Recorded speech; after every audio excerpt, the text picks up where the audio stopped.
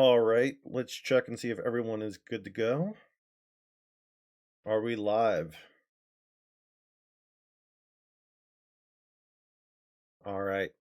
So sorry about that, everybody. Our cameras got flipped, but welcome in everybody to Proficiency Bonus. My name is Dan, aka Vol Pirate, and welcome to another episode of Alien RPG Evolved Edition. So with this is Building Better Worlds, title called Frontier Fortune, Episode 5. Last week, our players landed on a new planet, X111-1CE, or sorry, 3, impromptu named Expectation. For those of you who don't get it, it's because it looks like an egg and it was a joke that kind of ran through with the naming convention. Our players took some samples of the planet in two portions, in the plains and some in the caves.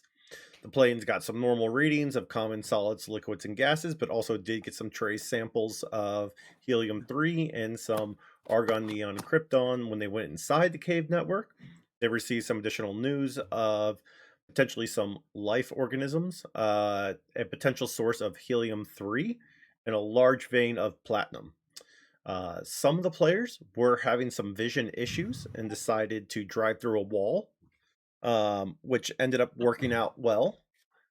And they worked their way through to get back to the ship. So, with that, anything anyone wants to bring up before we get into things? I'm ready to go. All right. So, with that, you all got back onto the lander, the rover, and then were making your way back to the ship. But I'm going to go back a little bit. We're going to go back in time a little bit. Stanley, you're on the ship all by yourself. These guys are doing crazy things. They're seeing things. They're taking samples. What are you doing? Just sitting here all by myself. Anyway, had to. Um let's see. So as they were leaving and everything like that, I obviously do what I do best and go through paperwork and reviews and everything like that. And I initially am approaching God, I just forgot her name. Kyrians? Kieran. Yeah, Kieran. Kieran with a potential issue. Okay. So it should be, probably with the CEO. No, wait, the CEO is with Yeah, the the CEO rover. is with Yep. the That's rover. right. He's out there having an adventure. So Kirian's going to be hanging out on the ship. She kind of goes between rooms and doesn't really do too much. Is just kind of going around. She'll kind of check in on the team, kind of look at the vitals of what people are doing. If you remember from the movie Alien, when Ash is sitting there and he's kind of looking at the video cams, he can kind of get the readings of their vitals and stuff like that. So just kind of going back and forth. Mhm. So yeah, I go up to Kieran and say, I think we might have a potential issue with one of the crew. She would just kind of turn and look and just go, "What do you mean?" Uh, it it appears that our science officer wants to rummage through others' records. Uh, I had made a guess on that point in softly confronting them, and they confirmed my suspicions. So I would like to be be advised on how you want to handle this. I would believe that just anybody trying to access company records through Mother might be a security risk. She kind of thinks, turns and goes, "What specifically are you asking for?"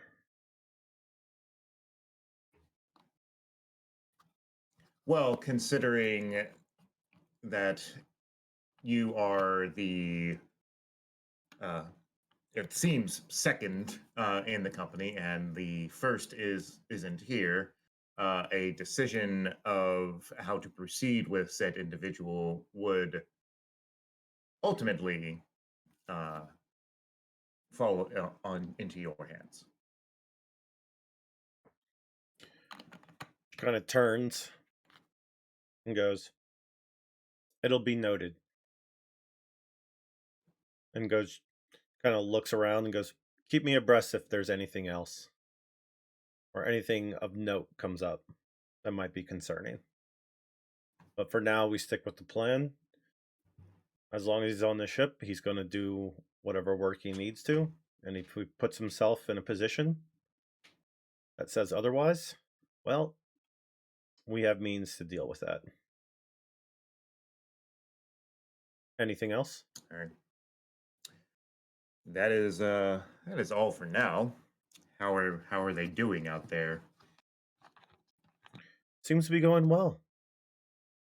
Some of the chatter that we got to, we were able to get some of the samples, and it seemed to have some goodness coming from them. We still have to wait to see what comes from their cave exploration. We lost a little bit of communication there as they were traveling through.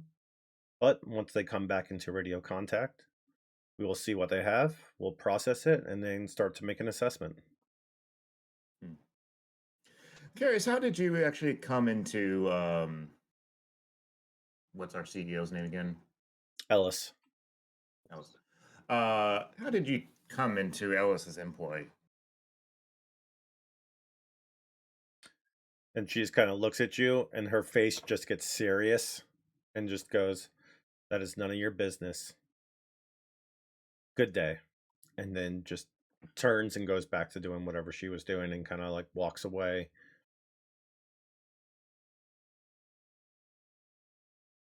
Touchy. I'll get since she like walks away. I just kind of like start looking at the screens and readouts and everything like that, and just kind of seeing what's going on that front. Okay.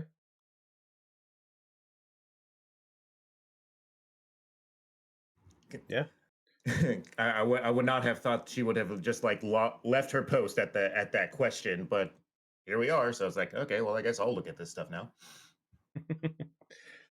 Yeah, she just kind of turns and kind of like walks away. I would say the engineers are just kind of going around. They check a few things, kind of looking through, but then mainly hang out in the mess hall galley and then kind of go around doing their thing. Um, well, the one engineer is kind of doing whatever. It's the other one that believes is with you all. Um, Mhm. and then the boy is also still on the ship.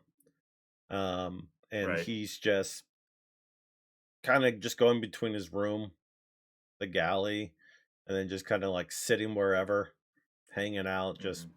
as a tennis ball, and you can kind of just like that standard sitting against the wall, throwing it, dun dun. Right. Seeing him does remind me. I am now going to go and find him at this point, Okay. since I don't have any interference with any do-gooders on the ship. uh, Firstly, St. Andrew, thank you again for the subscription, and thank you for tuning in. So you get to Mason. Yeah, so I go up to him and is all like, "So I'm curious, how did you even get on the ship in the first place? Nothing I can do about it now, but things to look for in the future." I just walked over, saw a crate, opened it up, saw some room, hopped in, and you all just loaded it on board and no checks. And then we took off. And then I got out and was hungry. So I kind of just started going through things, and then I was afraid I was going to get caught because I heard the alarm, and you know the rest. Mhm. And what was your goal in this? I mean, for all you know, we could have been going to some hostile alien world, crash landed, and you'd have been stuck. Like, did you not even think about this? Had to take a chance. I didn't know where you were going, and ships go other places. I wanted to get out of there. I wanted to start something new, and if I got caught, so be it, and I'll end up somewhere else. It's better than ending up where I was, and anything's better than where I was. And if I end up in another terrible situation, then I will figure it out from there. I mean, we could have just spaced you. And he just kind of like looks and kind of processes, and he just goes and just kind of stares and just has no response. I mean, would that have been better than the situation you were in? Obviously, being alive is better than not, but to to make any progress, you have to take a chance. You have to take a risk, and I took it, and I I I was fortunate. Mhm. They're not talking about spacing me, are they? Not yet. And you kind of see him like back away, and you just all of a sudden it's closing up again, and then just kind of turns and goes, "I'll go back to my room," and then kind of gets up and just starts to walk away towards. I put my hand on his shoulder to stop him. And you can tell he is in fear right now. It's one of those where you touch someone and you just see them freeze, and like you can kind of feel their body shaking. I hand him my uh folder with clipboard and everything like that. We need someone to keep an eye on you pretty much at all times. So you are going to be my assistant. I'm going to log it in the ship. As such, you will receive a small pay for the work that you do. And as long as you don't mess up, your time on the ship will be guaranteed. And he kind of turns, and he's nervous and kind of weary, and he goes, "But you don't know anything. But what can I This is do?" what we call on the job training, son. And kind of looks at the clipboard, and he just kind of nods and goes, I assume you know how to write.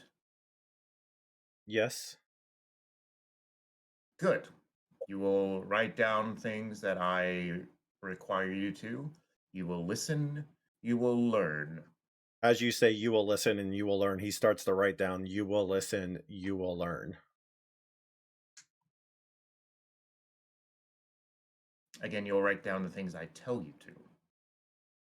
However, if you want to keep a separate notebook for your own, that is fine as well. Just make sure you keep it separate from official documents. And he's like writing down. He goes, "Can you say that a little bit slower? You keep notes sorry," and like you can tell he's trying to take down literally every word that you are saying because he is just I just I put my hand on his to stop it. and like he's nervous, he's scared, he's just looking at it, You'll learn. and kind of just okay, and then And then I turn to walk away.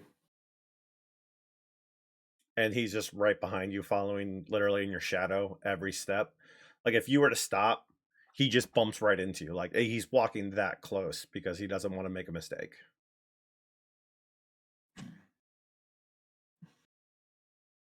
I You have a I tick. do stop. He bumps into me, and like I look behind him, and it's all like, "You don't have much of a sense of personal space, do you?"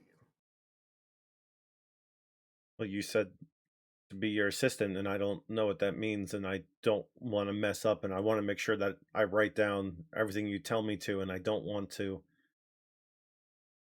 mess up. It's like, very well, follow me, just not so close that you bump into me every time we stop. And he kind of goes, okay. And he kind of like lets you take 2 steps this time, and then starts following you. We walk into the administration office. I look through my drawers and everything like that. Pull out another notebook. This will be your personal notebook. Write whatever you think is important for you to remember personally in here. Official things that I tell you to write down will go in the one that I just gave to you. And he kind of nods and goes, okay. And then he kind of looks at the cover. And I'm assuming these are normal notebooks. These aren't like Yeah. digital ones. Okay. And he kind of like looks and he goes, can I write that on the cover? As if to basically put like official on the front and then put not official on the other one. Son, one of the things that you're going to have to know about being a company man is to know what is important to you and what is important to the company. And then he slowly starts writing official on it. And then once you don't say anything, he writes like non-official faster on the other one. Again, you'll learn. Yeah, and then he's just sitting there staring at you. I go back to I take him back to start just kind of monitoring the expedition that's happening and everything like that. And he's sitting there. He has the official notebook open, and he's kind of like just staring at you. And he doesn't realize that you're monitoring the screen. He's just kind of like waiting for his next orders, and then finally, like the flicker of the screen kind of happens, and like he looks over and he's like, and he realizes like now there's other things in the room because he's just been staring at you the entire time. And he looks and he goes, "Are these supposed like? Are these them?" That's them. And he's like, Just "Why?" little blips on the screen right now. And obviously, there's no comm or video feedback at this time. They're a little bit deeper in the cave, so it's kind of like Mhm. washed out, just static. Every once in a while, you'll get like a glimpse of something. Um, and he's like, "But is that is that normal? Shouldn't we be seeing stuff?"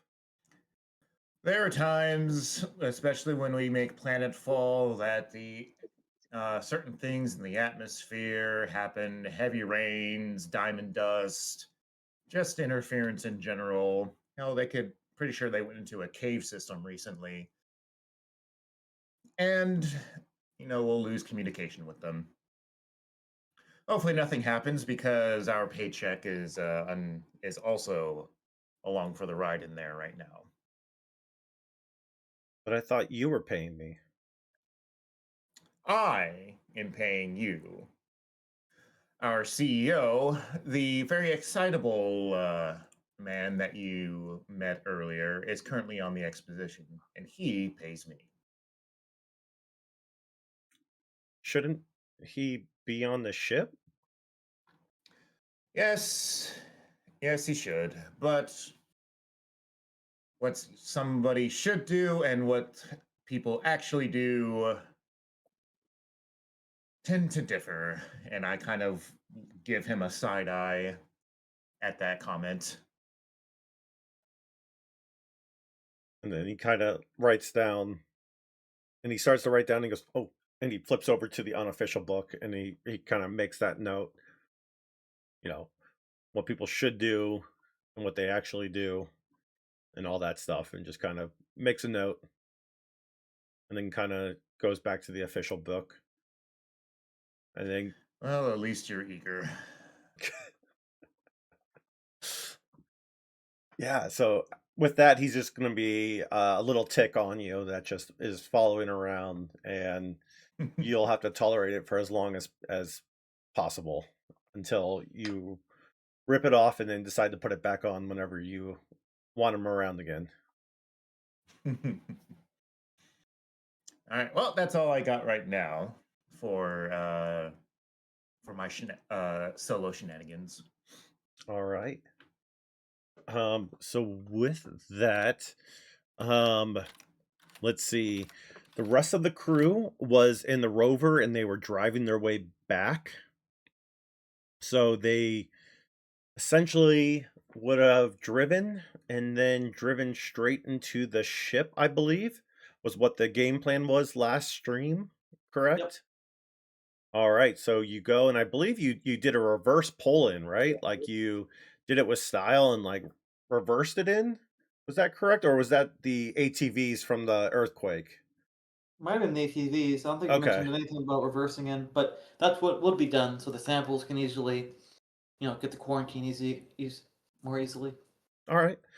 Yeah, so going back to present day. So here we are picking up from the end of stream is where we would have gotten with that. So we kind of retconned that a little bit. So we're going to pause here. We're going to go back to the stream. Experience points now that we kind of caught up a little bit. Any experience points that anyone wants to spend? Oh yeah. All right. So I am going to start with Paul. Paul, is there anything that you want to spend experience points on? No, I've only got 3, so Okay. Peter. I've got XP that I can spend. I just don't know what I want to spend it on yet. I can't get any new skills because they have to actually be taught to you or be used in the session before you can spend them. Okay. So then Liam. I'm going to save mine until I get a bit more. I want to see if I can't bump up a skill this time next session. All right, all right. Franz. Max in a skill is 5, right? Oh, sorry, say that again. Skill is I'm trying to remember which one was what.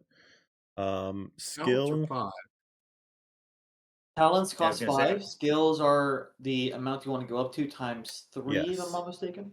Right, I mean, like the 5. max rank you can get a skill, I think, is 5, right? It's 5 is the highest that you can get a skill up to. It's 5 times whatever level you want to go to. So if you want to go from Right. 2 to 3, then it's 3 times 5. Yeah, it's a 15 there. Okay. Yep. So 15 is the highest. I don't think it caps you. I think it's only in the beginning when you first issue points that 5. Only one can be 5. But I think later on, as you skill up, you can increase it to 5. I So mean, going, 3. I thought the skill cap was 3. was it 3? Yeah. I thought so.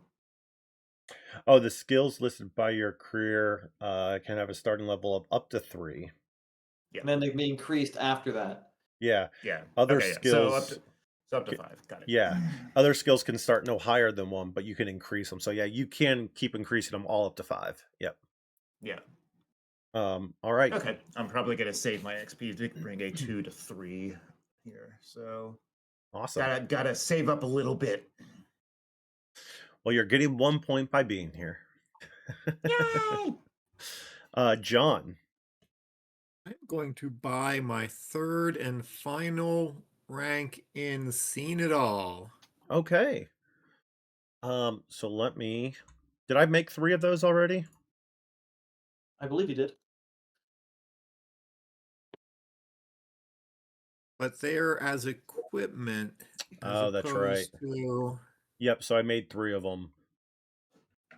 Okay. So then I'll try. I need to make the adjustments on the talents for next week.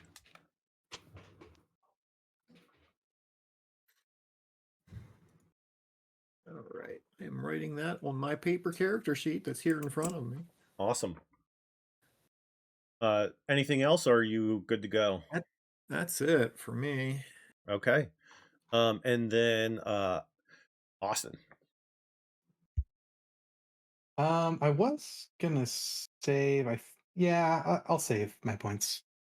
It's either that or get a talent, but I think I want to save for a skill. Okay. So with that, let me pull up because this stream video feed got messed up. I can't switch screens. So I'm going to turn this on. I got to make a quick adjustment because, like everything, all of it got messed up. So sorry. Got to fix this real quick for everybody.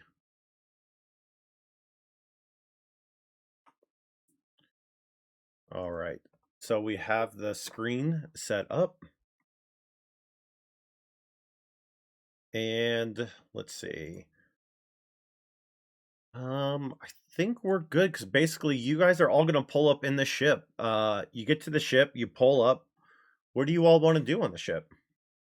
The door, so you're gonna pull up, the door is gonna seal shut. It's gonna be pressurized. And so yeah, you're good to go. I'd say Isaac's gonna get some people to help bring some of the samples he's collected on his expedition into the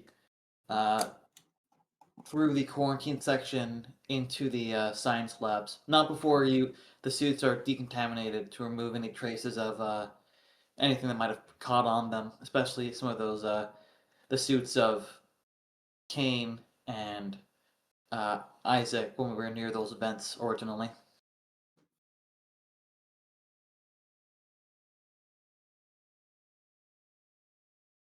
So yeah, just like decontaminate the suits and drop off all the collected samples into the science lab.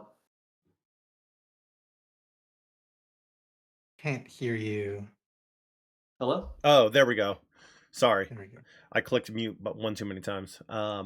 Yeah, so you go ahead and do that. You bring it on board, no issues. And then you get through, everyone kind of decontaminates, your stuff goes through quarantine, it goes through normal protocol, makes it through, and you're able to start working.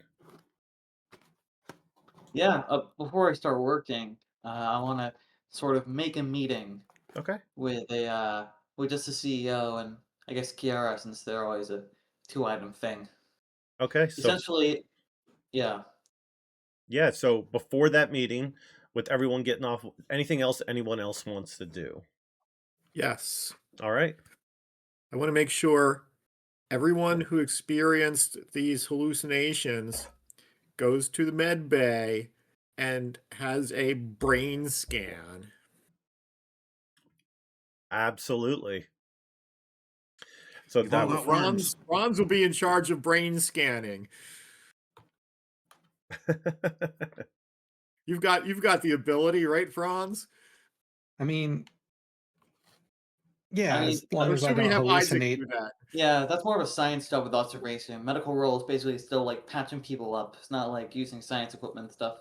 All right. Whoever's the best brain scanner should be scanning our brains because we need to figure out what the heck happened down there. Yeah, I don't trust my eyes right now, so all I'd right. rather not. Austin, anything else you want to do, or are you just going to kind of follow John, or sorry, Sam? Yeah, I'm gonna go. Yeah, get a brain scan done. Whatever. There's some They're science going to to be done. sample our brain. Yeah. Paul. Yeah, I saw the wall, correct? Everyone saw the wall. Everyone did, yes. Everyone saw the wall. Yeah, I'll go get in line for a scan. Okay. So basically everyone's heading there. Isaac, are you heading to get scanned, or are you trying to have a conversation first? So I'm going to say Ellis is probably just going to be like, okay, and just kind of get in line. He's going to be like, this is so cool, and kind of like getting in line with everybody else. Yeah, he's just gonna set up. He's basically just gonna have the mother set up a sort of a routine, like scan. You know those scanners in the original Alien with the way the light goes from one side to the other. Yep. He's gonna have that automated, so it'll sample everyone, so he can just review the scans later. But he's gonna pull Ellis to the side and say, "Well, we let the rest of the crew take their scans. I need to talk to you about prioritizing certain fields of research." And he kind of turns and he's like, okay, let's get scanned and then we can go ahead and do that and take a look at whatever research you're referring to. I assume it's probably Okay. something with whatever you got down there. Yes, that's what this is about. Awesome. I'm looking forward to it. That'll be exciting. And he kind of just like sits there like staring at you with that like goofy grin. And then it's kind of like turning his head, like looking at the person, whoever's getting scanned, and kind of goes back and then back to the scan, watching it kind of getting done. And like you can see his face getting mesmerized by it, and then kind of forgets you're there. And is basically now just kind of watching the scans and just seeing it. And he's like, this is so cool. And he's just engrossed in the scanner, watching people get scanned and stuff like that. Do we know the age of Ellis? I'm going to put him in his like mid-30s. Mid-30s. Okay. He seems much young. That's older than I thought he'd be. I That's was much going to put him older, at like yeah. 23 or something like that at best. Yeah. I mean, if you want him to be 23, I can make him 23. No, 30s is like I don't know. Like him being in his 30s just makes it so much funnier because it just means he never like Grew up. grew up. Yeah.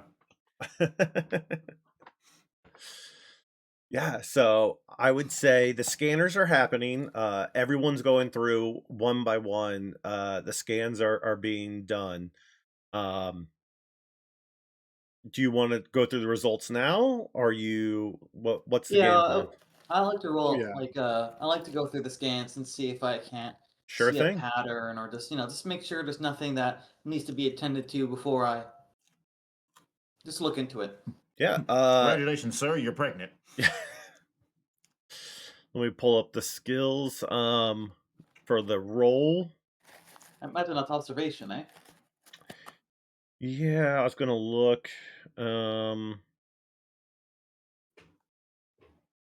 It's a science I could, skill. yeah, To go through the results, yeah, would be observation. yeah. I'd say do that, and then I think you have some bonuses with it. With your, If I take a turn to do it with complete yeah, focus, I can get myself a +2. I would say you have plenty of time. You can take Right. as long as needed. So plus Can I take 2. yeah. If you want someone to help you, you can get another one, another +1 on Uh, top. no, it's only the one person because Okay. like if somebody interrupts me, I fail automatically. So I'm just gonna Oh, roll with okay. the +2. Awesome. Go ahead and roll. 2 successes. Hey, Isaac, what are you doing? Right. Yeah, everybody. No, he turns out he makes sure. Yeah. So I'm comparing the scans with like the latest from the psychological evals and medical records that were the baseline before these guys came on the ship. Trying to compare each of them and cross-reference across the whole group. Yeah. 1 second. My brain waves are off. Yeah, so you go through and you're scanning and you finish everything, and just as you finish and the results are coming out, someone hits the window, and it was perfect timing that you're done. Um and it just was Yeah, one of those things where they kind of bumped into it. It was probably one of the engineers or something, just because everyone in play wanted to try and scare you. But you got through it. So you review the scans. Everything is 100% clean. There is not a speck of anything wrong. Like, you run it through again, you're going through, There is nothing at all interfering, affecting, or doing anything with your body. There is nothing foreign whatsoever. Like, you did scans on your own body uh prior to leaving, and like you mirror the two up, and there is zero difference between when you got on and this scan now. Maybe then losing a little bit or gaining some weight, like general things, but your body's one for one. There's nothing different. Well, I guess that 100% confirms that it was just light refracting off of the platinum. No. Don't believe it for a second. Okay. Yeah. So after he gets those scans and writes down some notes in his personal P data or his in a small folder, he locks it into a drawer under one of the desks in the medical bay, and he's gonna gather his notes and go to the meeting room where he has set up a meeting with Ellis. Yeah, And absolutely. yeah, and he's inviting the corporate liaison Stanley as well as uh, just to see because uh, corporate liaisons are used on expeditions like these to like determine its value to the company. But so he's gonna invite Stanley as well. Okay. So you're going into a meeting. It's going to be you. It's going to be Ellis. It's going to be Kieran, and then it's also going to be Stanley. Correct? Yep. Okay. So before we go And into, sorry, go yeah, ahead. out of character, Stanley can bring his guy if he wants, but we'll see. We'll see how that if Stanley wants to do that. I mean, I'm pretty sure like everybody's gonna be surprised at the kid following me around and everything Yeah, no, like that. exactly. I want So to see that happen. You know. All right. So before that, anything else anyone wants to do before we get into that meeting? So you got scanned. Um, so I guess Isaac, would you have told everyone after the scans, or are you holding off? Yeah, he's gonna go on the intercom and give an announcement, and it's Okay. just like, "Attention crew, I have checked the MRIs given by the expedition team. Whatever happened down there had no effect on ourselves whatsoever. If you continue to feel or have any other symptoms, please let me know immediately. Otherwise, just go about your duties." Yeah. And so everybody else who's not in that meeting, what do you want to do anything? What are you doing? Oh yeah. A, being the captain and not being informed that there's a high level meeting, I will be angry about this after the fact. Since I don't know that this meeting is going on apparently, I'm going to go to Mother and I'm going to feed all of the information that Isaac has and everything that I can gather. I'm going to feed it into Mother and I'm going to ask Mother for an evaluation based on what Mother might be able to come up with outside of the human gathering process. See if Mother and her advanced AI capabilities can come up with something that Isaac was unable to. Okay, so you want to basically take the results that came out of the lab and then basically have Mother run through that and kind of see if she can recognize anything or Right. do that. Yeah, absolutely. So And it might let's, not work. She might say, "Oh, I can't find anything," which is fine. I just feel like it's a good double check. yeah, go ahead and give me a Comtech roll. Okay. I believe Mother has her own skills she can use if you want to compute something. Yeah, I usually use the Mother portion when it's the ship by itself, as kind of a character if they're doing it, like if they're in sleep or something like that. Usually, I just allow the character to kind of go ahead and roll it um, from that standpoint. All right. I So, will roll a Comtech. and then I'll Oops. give you a +2 with that since you're using Okay. Mother. Oh, and that's without the +2. Oh, oops. Oh, and you got it. All right. So, can she tell me anything that Isaac was unable to figure out? She goes through the data and she just basically looks and kind of puts in like kind of what you guys entered for symptoms and stuff like that, and just goes basically like a WebMD, and it's like it could be cancer, it could be this, it could be that, and then it's like percentage of likelihood, and it's like null and void basically for everything. It goes like likelihood of all this is nothing. It goes more than likely something with the planet itself and the area that you were in. Right. So that's kind of since I've got 2 successes, kind of a follow-up question would be to analyze when and where this actually occurred. Like, is it in, because we were in a particular place when it happened, and just like where in relation to where it originally happened did we see the wall? Is that kind of close to where everything originally went down, or was that later as we traveled further? I can't remember. Yeah, so you would have So, traveled in for a bit, right. and then eventually you would have stopped, and then did the first samples, and then you went in deeper because of some of the feedback that was being given from the pups. And so you went deeper in to find the locations and stuff, and then on the way back, it's kind of where you first stopped. Um, Not quite exactly, but somewhere around there. I think it would have been a little bit before it, basically. Um, so yeah. I want to go back.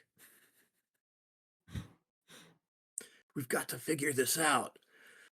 Come on, Got to go Franz. back. Let's get a buggy and we'll go back out there. Hans does want to go back. Go get in trouble. Also, in the middle of the meeting, we like feel the ship like door opening up and everything like that. What the hell's going on? Leroy Jenkins. Yeah. We must solve the unknown. Yeah.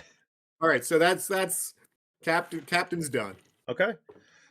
So I leave it to William and Franz. I would probably go to probably like the bridge of the ship. I don't know if I necessarily want to check the sensors, maybe, but definitely keeping an eye on where we had like left. So just to look down that path, just see if anything's changing, maybe check the sensors to see if there's anything weird or if anything's changed since we like originally scanned this place. Yeah. Let's go ahead with, I think it's going to be a Comtech roll again, I believe.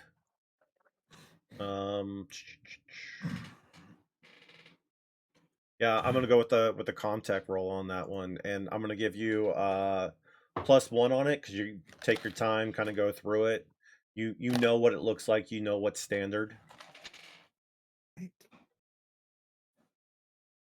Oh, I don't know why I had stress. Oh yeah, but you still Did we have- succeeded.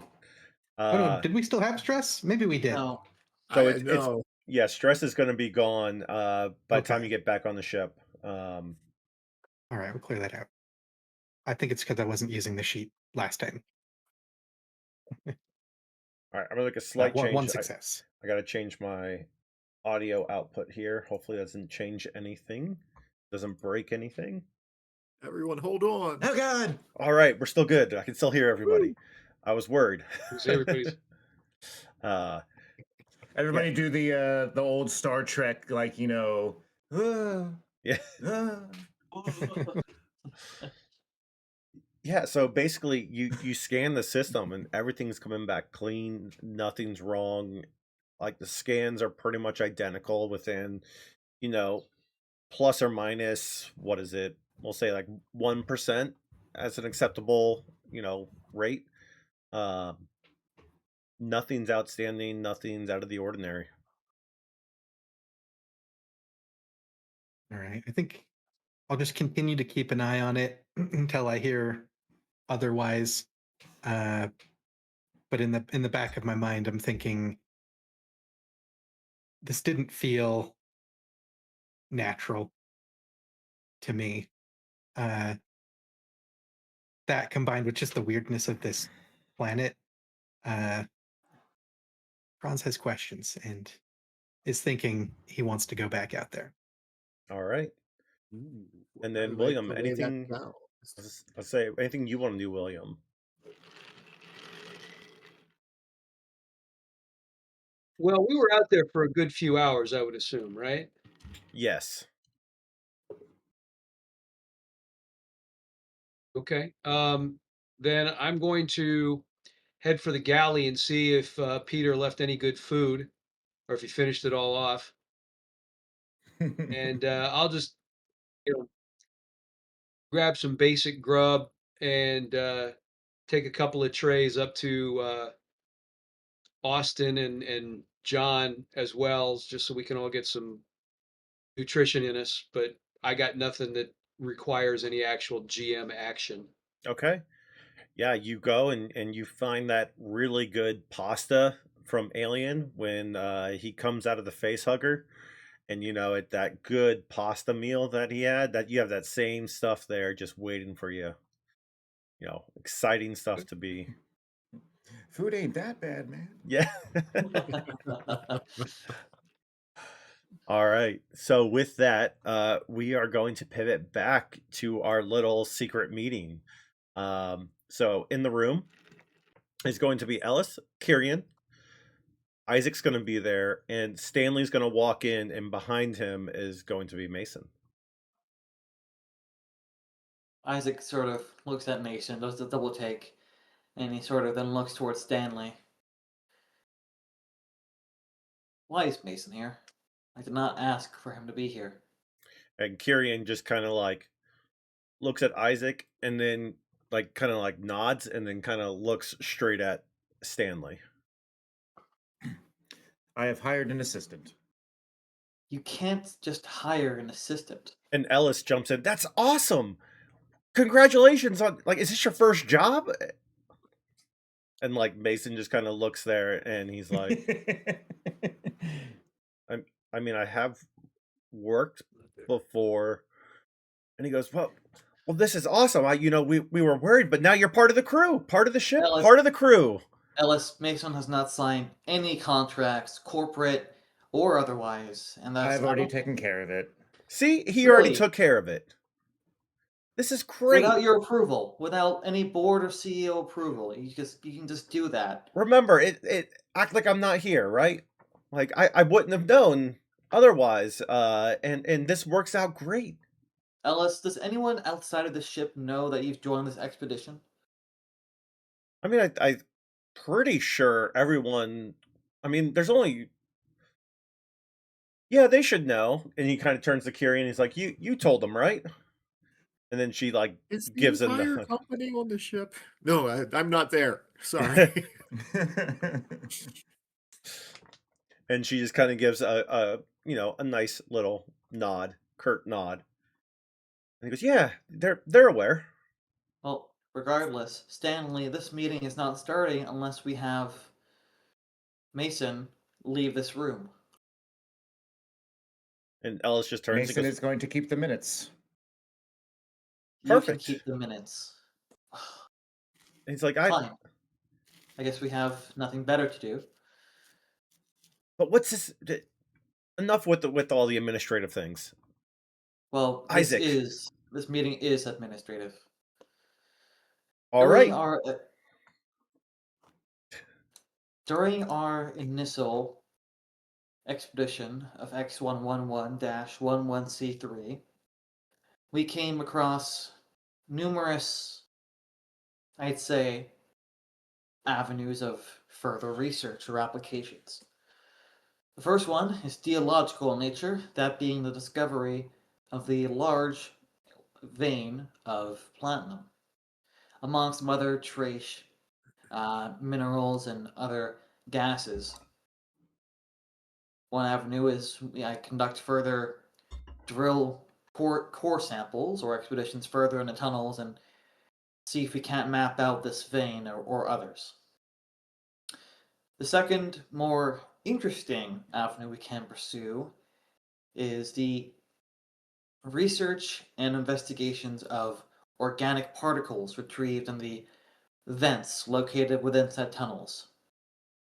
Right now, they're placed in a separate science lab where I will be monitoring them and getting a better reading on just how complex are these organic components I found. Last, one we've all experienced during and upon our exit of these subterranean tunnels was these spatial anomalies. Actually, no, might not be a good term. I'd say we entered some sort of field altering our perceptions. The scans show it did not affect us directly, which must mean it works on vision, where it's a real mystery. And that is something else. I'm asking this because I'm only one person. Despite all our personnel, you have neglected to hire any other staff on this expedition team. So, the reason why I've called you to this meeting is I want your opinion on where I should prioritize my research. Where should I spend the most time working, either on the geological angle, the biological, and the spatial, let's call it. And Ellis just jumped up. Well, we're already on board. Let's take a look at, the samples we got. I mean, I think that's priority one. Why go anywhere else? We have the samples. Let's do that. And then we can go from there. All right. Well, that is my field, so it should not take too long. All I ask is I just have time to myself. I would like to not have any interruptions during my inspection, and also to maintain quarantine, as while I will be identifying these biological components in sealed containers, there is always a risk that something can happen, and thus I would like to minimize exposure when, if, and necessary. This will take place in Science Bay 2. I'm devoting Science Bay 1 for the geological samples, so that way they can be worked on without having to go through an entire process of decontamination. And Ellis just kind of looks and just goes, that sounds very important. And he kind of turns to Kiri and he's like, do I need to do anything for this? And then she just kind of shakes her head and he goes, you got this.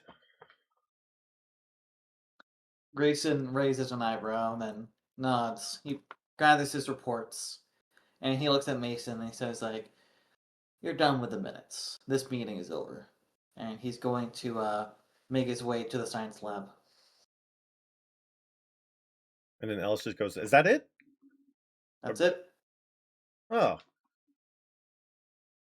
Well, all right. It's not clandestine work. I just needed to see where I should prioritize my findings. I'm not sure. I get the impression that the crew thinks I'm going to mention something else, but it's really just prioritizing where I should investigate first. Absolutely. And I like the way that you brought it up, and now we know going forward. And I ultimately, I give you free reign. Remember, pretend like I'm not here. Should the same be applied to Kyrian? And I look at Kyrian. And then she just turns and just goes, unless something substantial comes up and overrides it. Then I'll be the first to know. And then Isaac gets up and he makes his way to the science lab. Yeah. And so with that, we're out of that meeting. Is there anything that you wanted to bring up, Stanley, while you have Ellis and Kyrian right there? Nothing on the official side. But I look down at I look at Mason, and try to look over the notes that he's taken and everything like that. As I start trying to basically lecture him on proper protocol on these things. Because he was probably trying to write down word for word whatever Isaac was saying. He's looking at us all and say, one of the main things of taking the minutes for a meeting is not to write everything down You need to write down at least the overall of what the meeting is about, and then you need to remember what is said to be able to bring it up again later. Bring it up again later. All right. Think I got it all. I'll review the So notes. I put my hand on the notes. What did I just say? And like he didn't he processed the words, but he didn't process the meaning, and he kind of like looks back down and he's like, This is what I'm talking about. You need to take in what people are saying so that you can remember later. And I mean remember everything, because everything will be important at some point. but that's why I write everything down. But you're saying to not write everything down. You need to be able to look at what you wrote down, and even if you somehow didn't write everything down, you need to be able to remember. I take my hand off the notes. And he kind of takes that, and then I would say makes a note of it right there. Anything else with this meeting?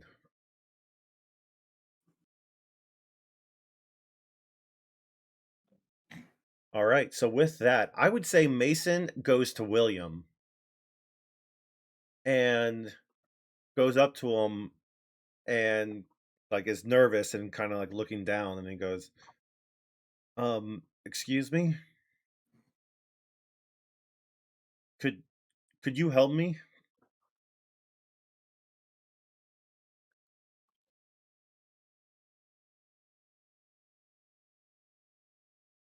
He's going to you, William. Paul, Now he's muted. I think Paul might have actually muted instead of just muted his mic. Let's see. Or deafened himself, I should say. There we go. I didn't realize he was talking to me. Yep. I heard him asking questions, but I didn't know you talked. The Yep. audio drops in and out on me. So. Sorry. There we Yeah. go. So Mason has come to me and ask for help. All right. Well, as I finish off my pasta, I said, "Take a seat. What's wrong?" I have a job now helping Stanley, and he's asked me to write everything down, but not write everything down.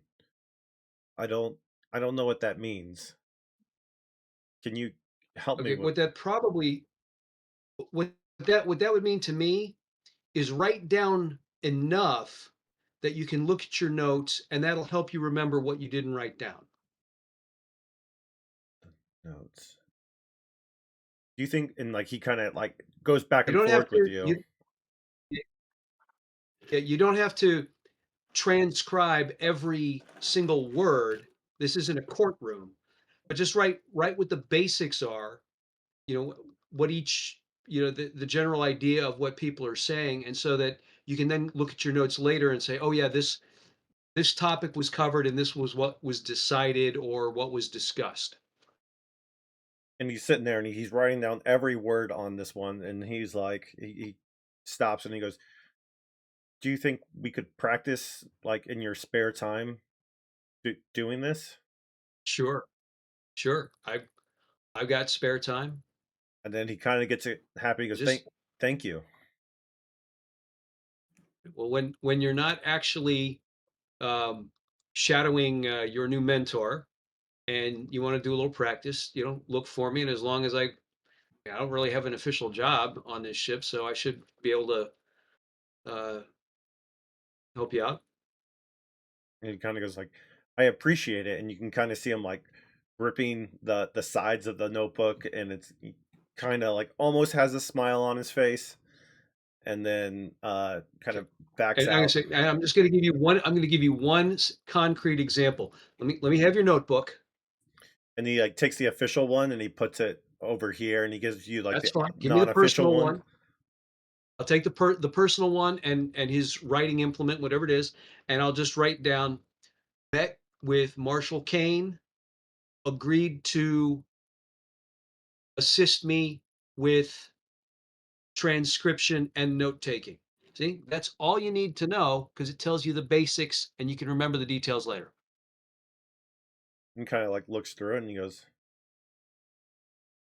"Okay, I get what you're saying," and he goes, "Thanks."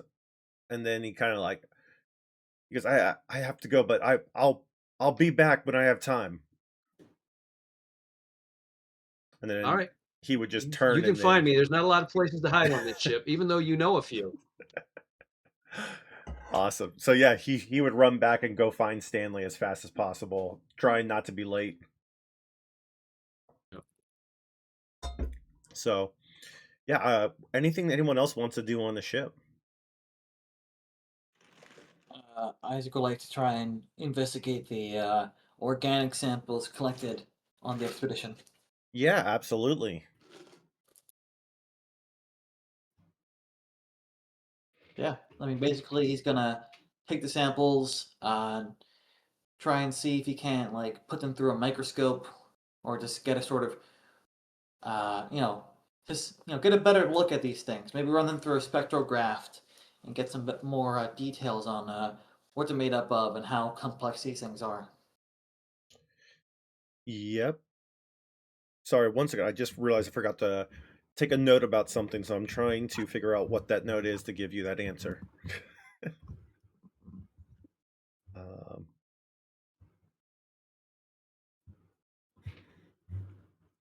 Maybe you need to be hired on as Stanley's assistant. I know.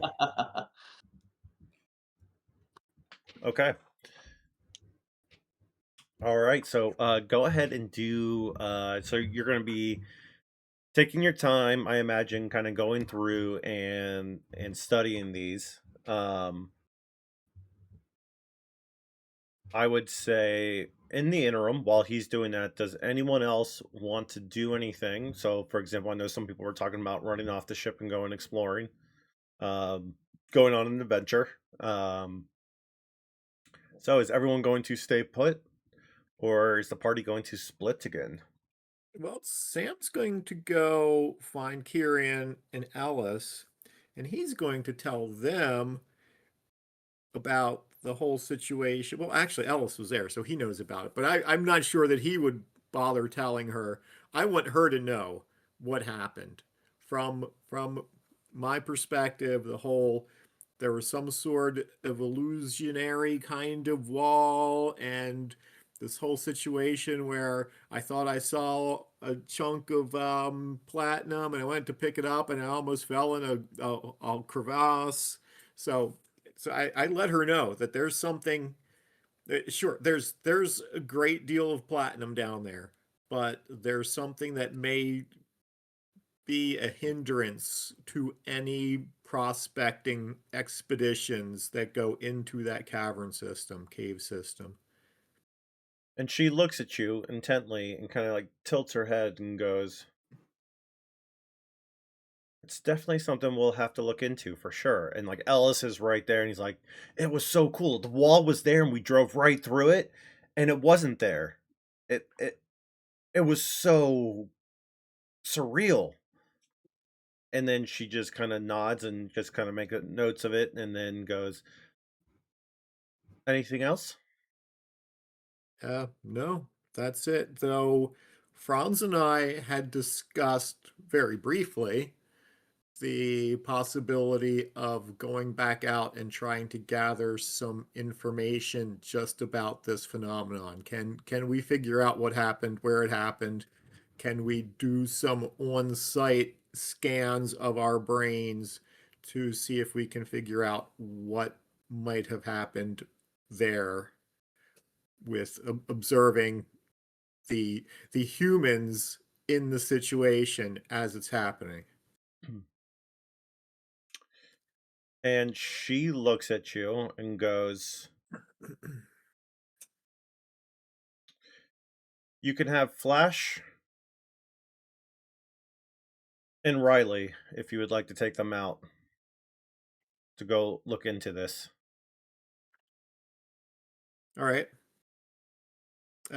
We're going to need to take Isaac along since he is the science officer. I'm not sure that we're going to be able to pry him away from his current scientific endeavors, but he's the one that knows how to run the machines that can gather the data. And obviously, Franz wants to come along, and he gets to drive the vehicle. And she kind of looks it over and goes, "Well, that will definitely take some time. Take Gadget instead. He has a little bit more familiarity with scanning equipment if you need to. Otherwise, if you would like to wait." Well, if we can take Gadget and leave Isaac behind, if that's what you're suggesting.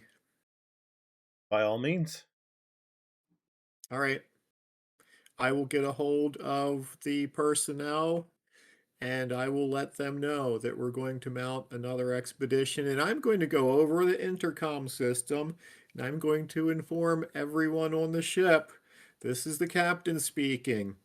We are about to go out back into the cave system to try to collect some data on this phenomenon. We will be back soon. We will have the following people with us, and we will be departing in a half hour. That is all. And That Isaac, actually makes me wonder if Isaac actually like mutes the comms into his lab while he's working or not. I was just going to ask that. Turn that sound system off. I'd say he has it on only for like important announcements, but more often than not, he just has it off.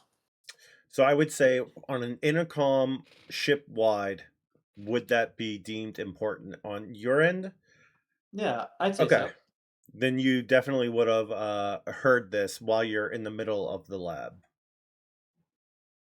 So as he's investigating these things, he's going to hear this and go towards the nearby intercom.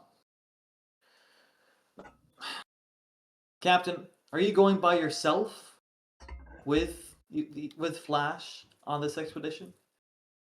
And Franz is coming along. Why is okay? That makes sense.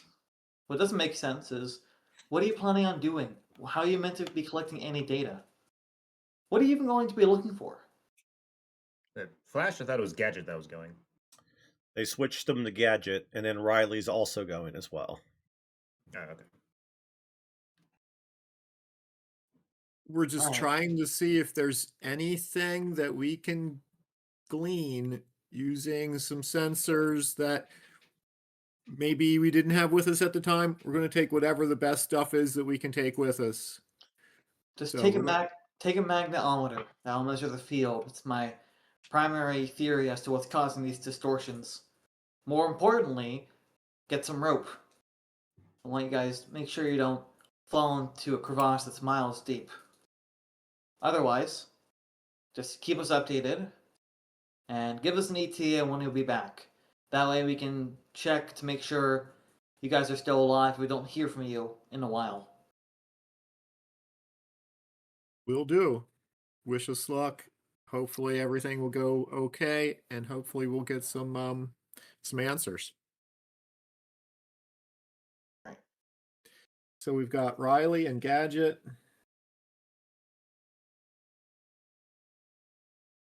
And Franz and myself. And that's it, right? Yeah. And there's plenty of room if anyone else wants to come along And Ellis, of let's course, go. jumps up and goes, "I'd like to go." And then Kieran kind of puts her hand on his shoulder and goes, "You have work to do." Yeah, Ellis, you stay here. I don't want anything to happen to you. I know you like to go out there and see what's going on and be a hands-on owner and learn by experience. And I appreciate that. I really do. Because there's no better way to be a better supervisor, boss, owner of a company than to mingle and see what's happening right there at the front. But I think you need to stay back here for this one because this might be a little more dangerous than that previous one because we're going to go out there and possibly get into some real trouble. Hopefully we won't, but there's a strong possibility that we will. All right. And with that, Isaac, are you Before going you to? guys roll out, Yep. I'd like to just go down and talk to Sam and Franz real quick. You're probably way ahead of me on this, but I just want to make sure.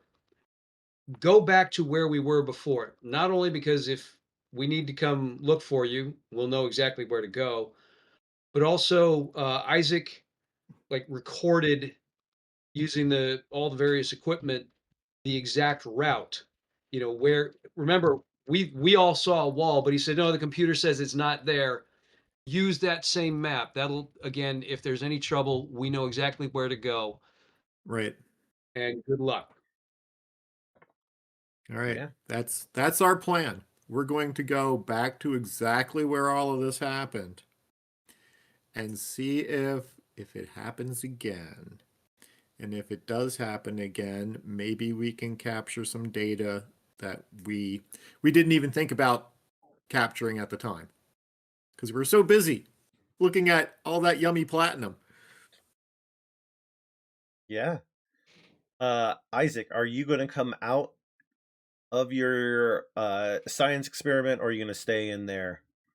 I was just wondering if I got any readings from this initial investigation. If I needed to roll something, I don't remember if I had to, but yeah. Yep. So we'll do the investigation piece in a second. But I wanted to kind of get these two parts separated. So are you Yeah, going to? I'd say like after he gets an initial reading, he wants to be able to go with the team and sort of see this behavior up front. Or he can observe through the because he said the ship had the same sort of system where you can monitor the cameras and stuff through Yep. the so he's gonna stick on the ship this time Okay. and observe through the camera system there on the team. Yeah. Um, so I would say we'll get back to your scan. If you're going to stay on the ship, if you wanted to go, we could speed Yep. that up. But Yeah, if have them go first and then I'll do my okay, thing after. awesome. So they're doing that. You all are getting suited up.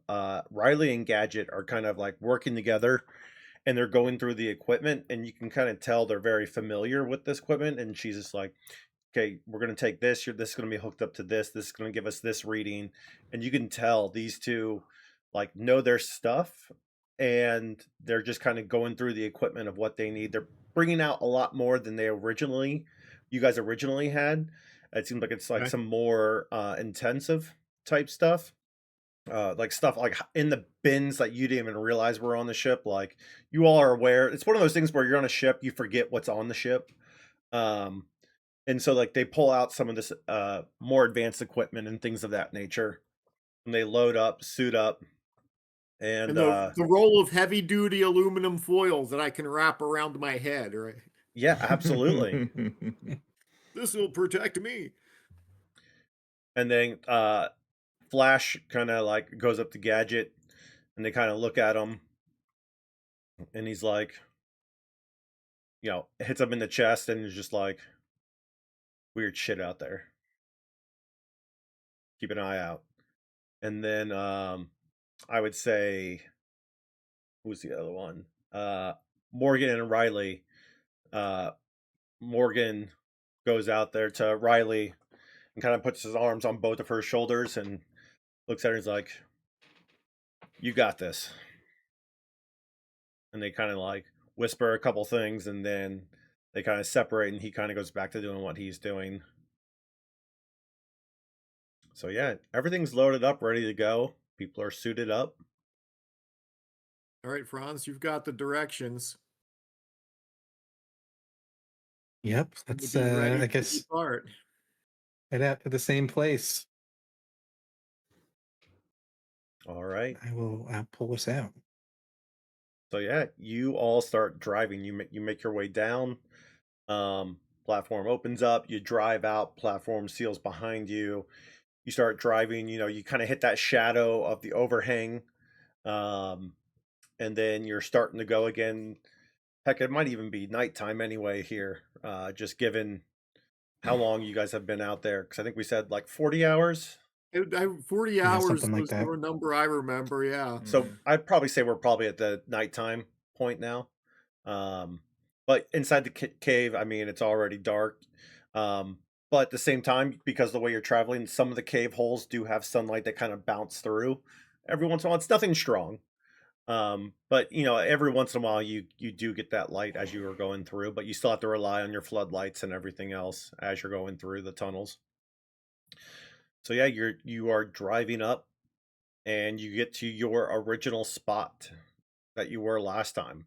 Are you going to keep driving or are you going to stop here? Or do you want to stop a little bit before? Let's stop at the original spot. Okay. Yeah, we'll bring it into a stop, and I guess we can hop out and investigate. All right. So for those of you who were not here with us before, this is the original spot where things started happening. So we are going to put the vehicle in park and we will dismount and see what happens. Turn on your fancy sensors and let's open up that door. Yeah, so you open the door. Gadget hops out first, and the first thing he does is take a harness and latches himself onto the side of the rover. And then Riley hops out right after him and slaps it on there too. And they both take their equipment and look, they are moving in precision. He helps her get it out, and then he's kind of looking around on edge. And then she's just going to work, just like getting all the equipment and working on piecing it together to get everything going. And they're sitting there. So as they're working on that, do you two do anything? I'm going to hop out. I'm going to latch myself down as well. And I'm going to, let's see, I'm just going to make an observation roll. Yeah, go for it. Let's see what happens. I do not observe anything. There's nothing to be observed here. I'm flashing the flashlight around. Don't forget, you can always push your roll. Well, I can't I? You still can't find that rock that you were looking for. No. I'm gonna push it. I'm gonna push it.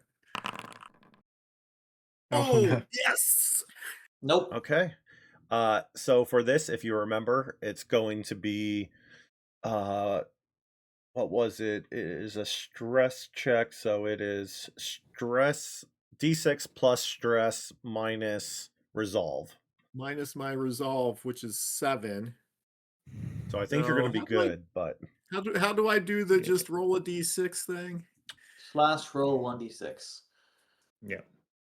I just made a macro for mine so that I can just hit it. Slash roll, like type it in 1d6. here. Yep. Roll Yeah. 1d6, Yep. like that. No, that didn't do anything. I must be typing it in the wrong place. I am not familiar with the system. Yeah, you get a 3 for now. Thank you, sir. I appreciate the roll.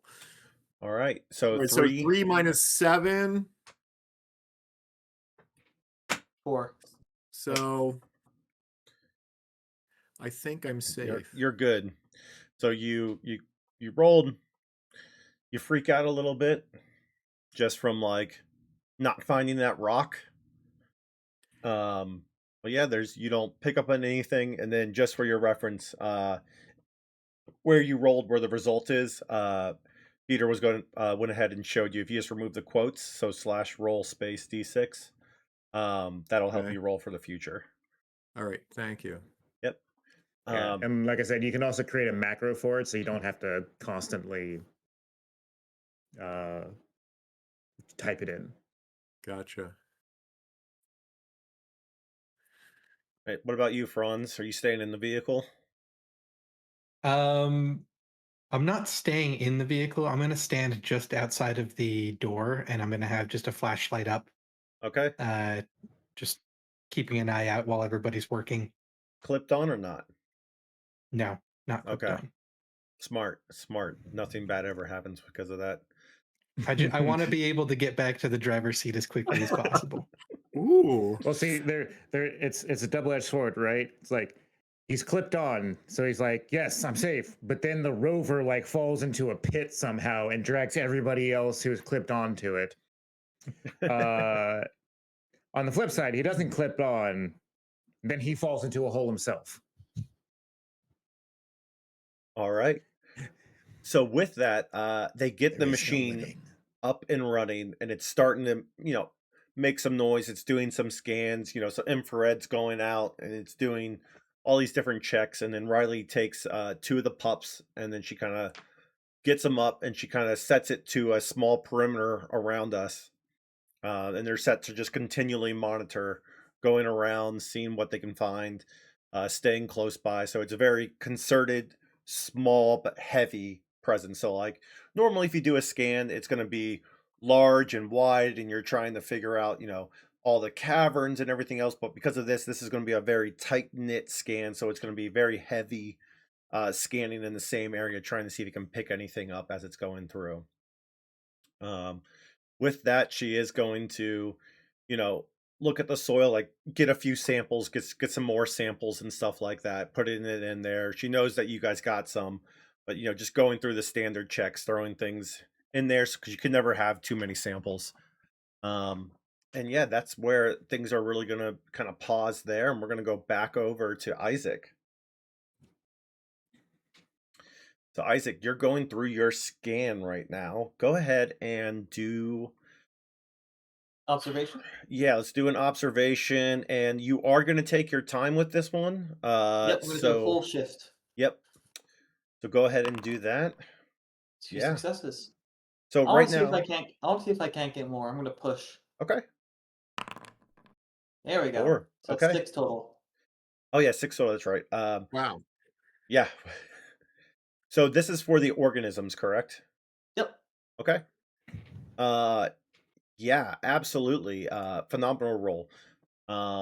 You're going through these, and these are your standard like micro, like biological specimen. Like they're like some are like single cell, some are like slightly bigger, but like they are just the micro size to where you can kind of see they kind of live off of like the energy, the heat coming out of it. Like that's kind of how they sustain their life.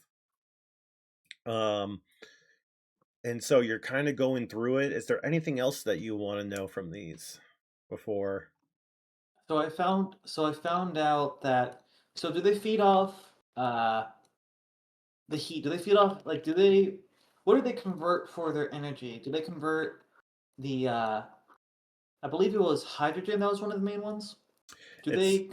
Yeah, the Yeah. heat and hydrogen is kind of like the two. Do they convert the hydrogen to carbon dioxide like in like or do they like what do they what goes in what goes out? He wants to see like what these things feed off so that way he can maintain the samples with gases from the surface of the planet. Yeah, so like the helium comes in and they're using the energy and kind of like small little bits of what I guess whatever the uh excess would be of it um kind of gets filtered in. I don't know what helium would be because oxygen's carbon dioxide, so helium, but it's The everything helium's seems only the one atom, I think. yeah, so it's I imagine very I imagine they feed off the hydrogen and produce helium like a star. yeah, and so they're just kind of creating energy and then kind of like it just dissipates and it's constantly just a cycle of like warming up and then the energy drops out and they warm up and the energy drops out and they're just kind of floating there.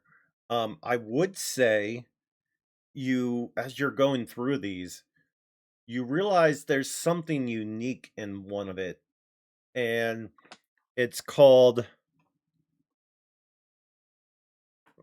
I can't read my own handwriting. It's called, oh crap, they kill us all. It's I write something like a along. doctor, so I can't read anything. Yeah. Uh, it basically has.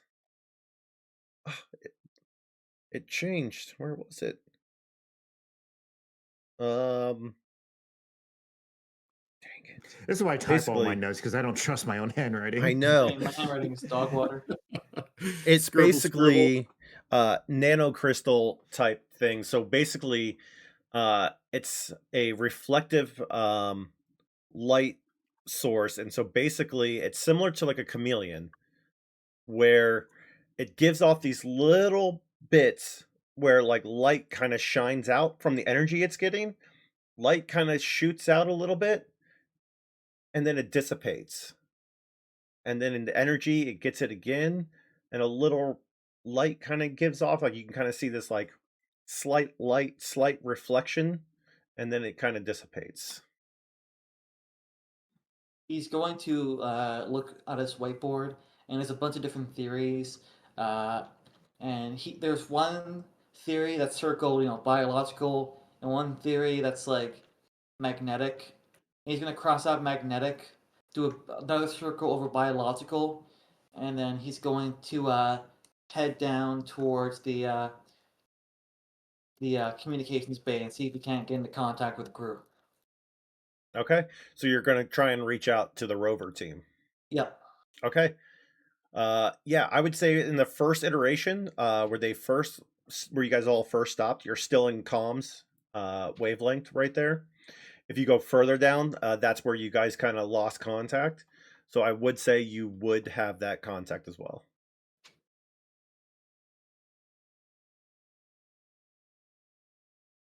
He's gonna get into the chair. He's gonna move forward. He's gonna turn on the lights. He's gonna start typing in. Away team. This is Isaac. Can you read me? Isaac, yes. Have This you is- encountered any more of those spatial anomalies?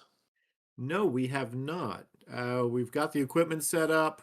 We're scanning. We've got pups out doing a more comprehensive scan based on a closer in parameters survey area, but we have not yet gotten any results. What have you found there back on the ship? I've devised a theory. Essentially, I have believed to have found the cause of those spatial anomalies. And Speculocytolotus.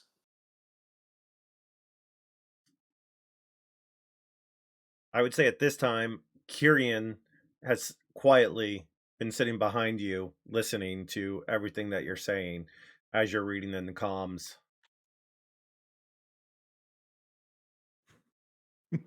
Essentially, I believe these spatial distortions are not caused by anything related to magnetic fields, but rather the biological organisms that I had sampled nearby this wall. oh, Essentially, really? giving you the layman's terms, and he's telling us to the rest of the crew as well. During their feeding cycles, of which they feed off some of the gases of the planet, they have these crystalline structures around themselves that reflect the light emitted during this process, the light being a byproduct.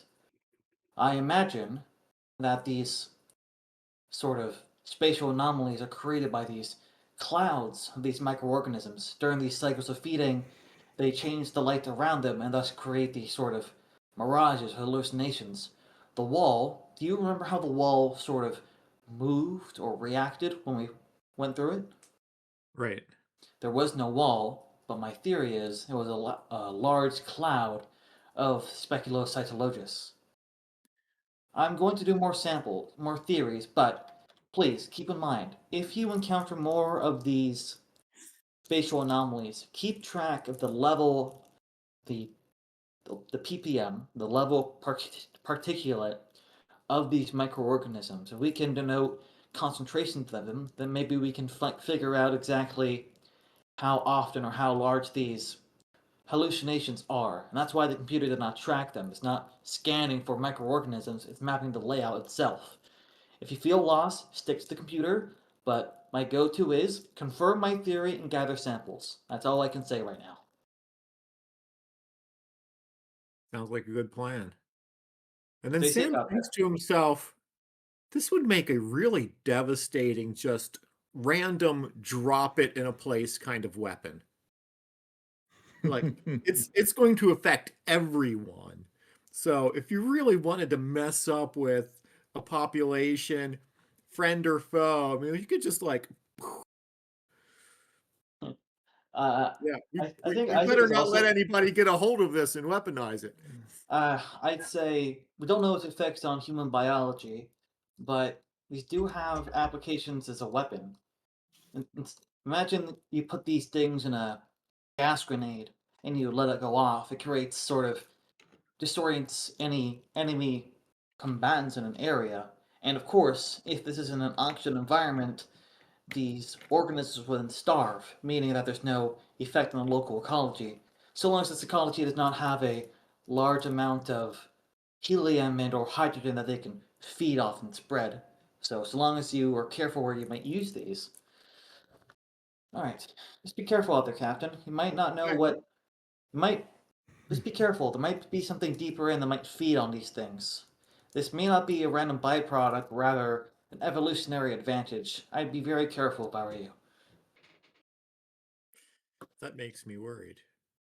Let's go deeper into the caves.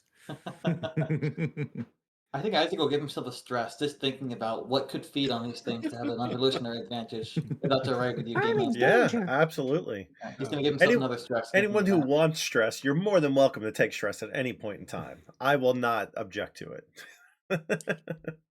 You know, Sam's going to take one too. Seriously.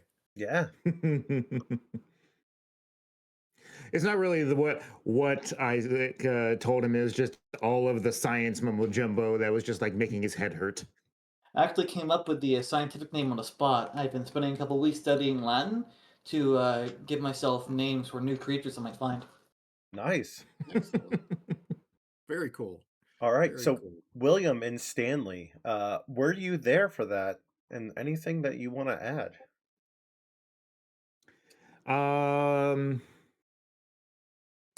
I don't think so. I don't think I had, unless it was like something that was like picked up by like the just overall like radio frequencies.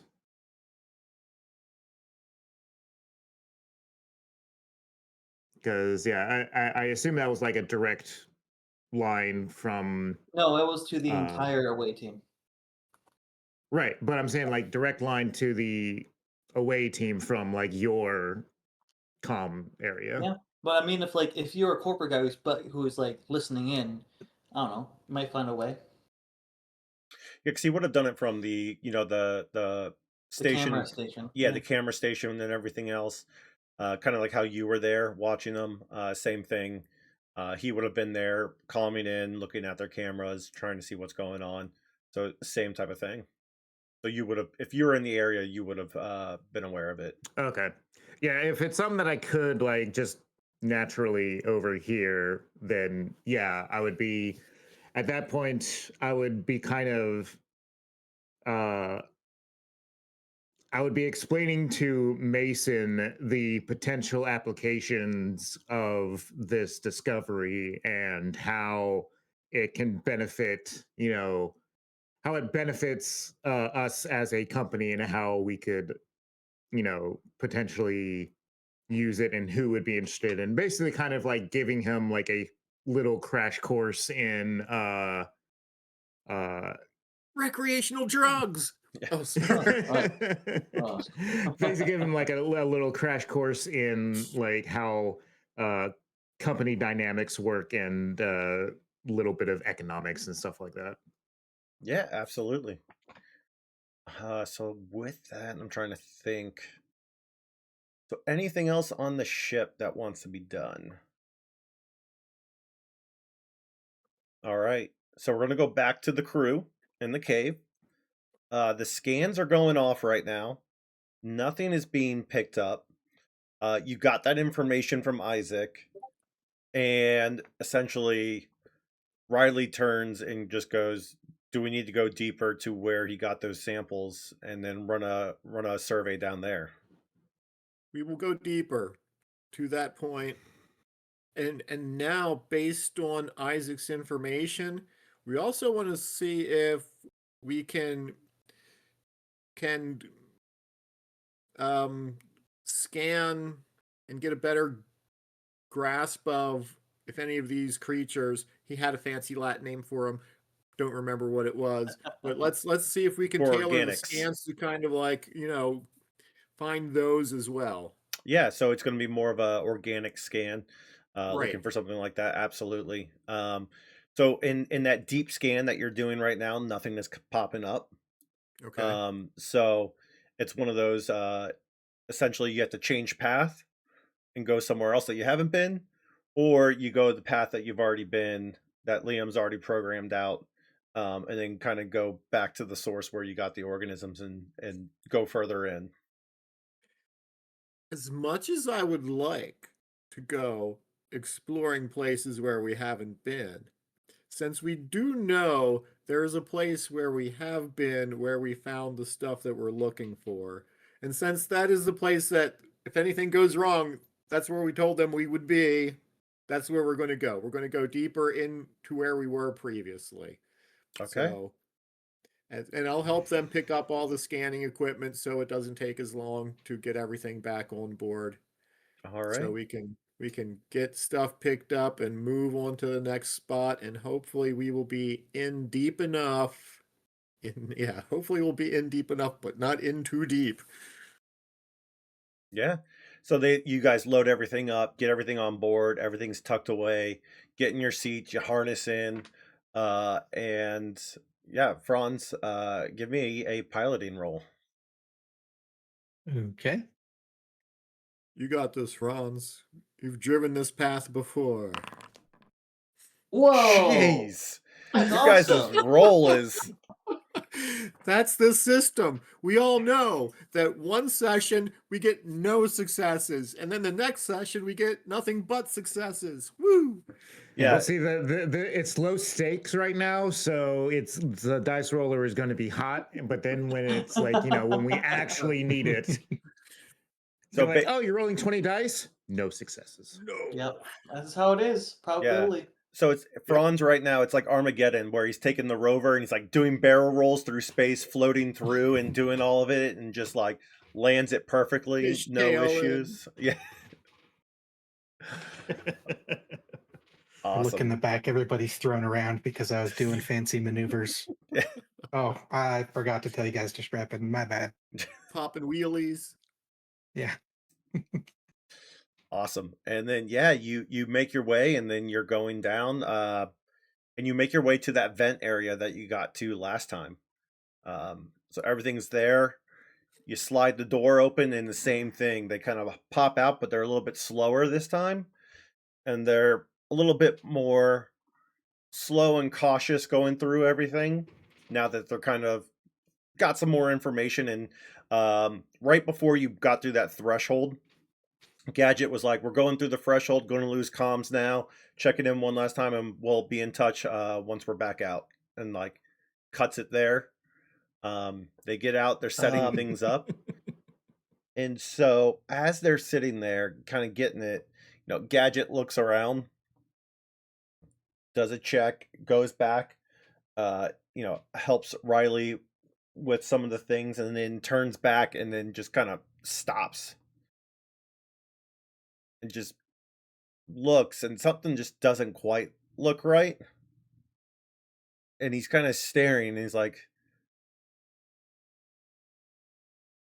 "Does anybody?" And then he kind of just like stops what he's saying, because he's like, what am I going to say? Does anybody see that? Of course they're rocks, like. And then kind of goes back to kind of looking around again. And so you would have heard him start to speak, and you wouldn't have really made much of it out. It just would have been, when someone starts talking, like, and they just kind of cut. Gadget, everything all right? Yeah, I was just looking, and I just thought I looked around and got a good look, but I guess I must have missed something. It sounds to me like we've already encountered what we're looking for now. If you're second guessing what you're seeing, which is what I believe you're telling me, that means we've hit the spot. He kind of looks around, and he's kind of looking, and he's kind of looking at the area where he thought he saw something, but he's like, I don't. And he's looking, and just nothing is kind of, he doesn't know what to do. He's just kind of staring at it, trying to see if anything happens. And Riley's kind of like frozen, and she's sitting right there, and she's like very slowly kind of like trying to put things together, because like no one knows what to expect or what to do. Like everyone is kind of like frozen a bit right now after what you just said, because they're just like, they weren't here for it. They've only heard the bits and pieces, and now they're trying to look for something that they can't see. Um, and so they're just kind of going through and just kind of piecing things together.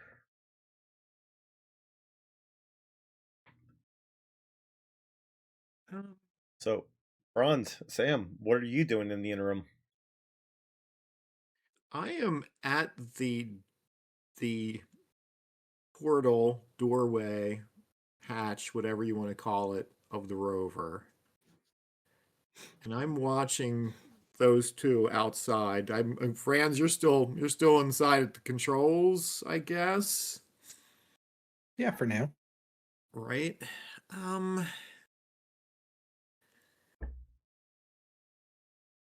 Trying to recall what my various officer kind of skills, abilities, options are here. And chat just asked if you guys are still alive. They are, for now. far, so For good. now. Yes, for now.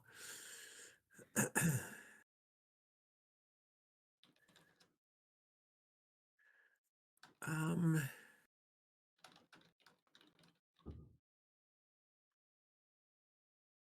all right. Let's just, so they're setting up the equipment, right? Yep. All right.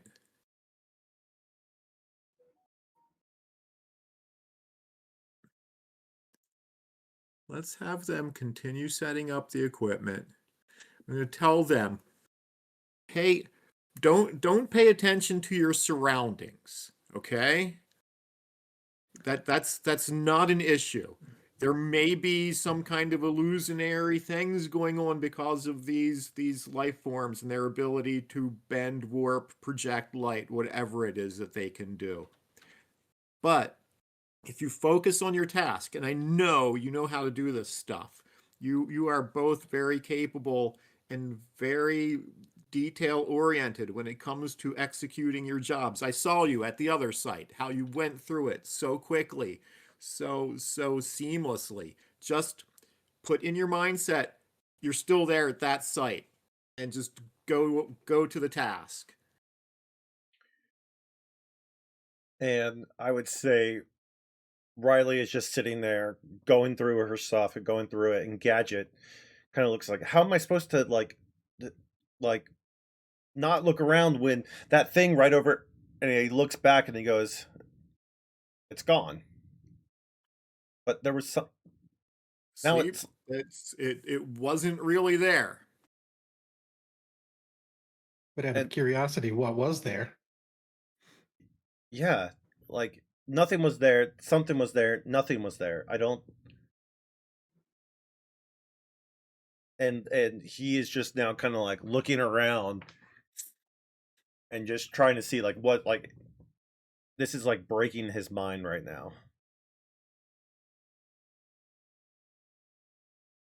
So Well, I'll keep an eye out just in case there was something there. Right. But having experienced this, we had holes that seemed like it was solid ground. We had what we knew to be an entrance that we could drive through appeared to be a solid wall. So it's very strange. I get it. And so with that, we're going to go back to the ship. William, what are you doing on the ship? Anything that you want to get done?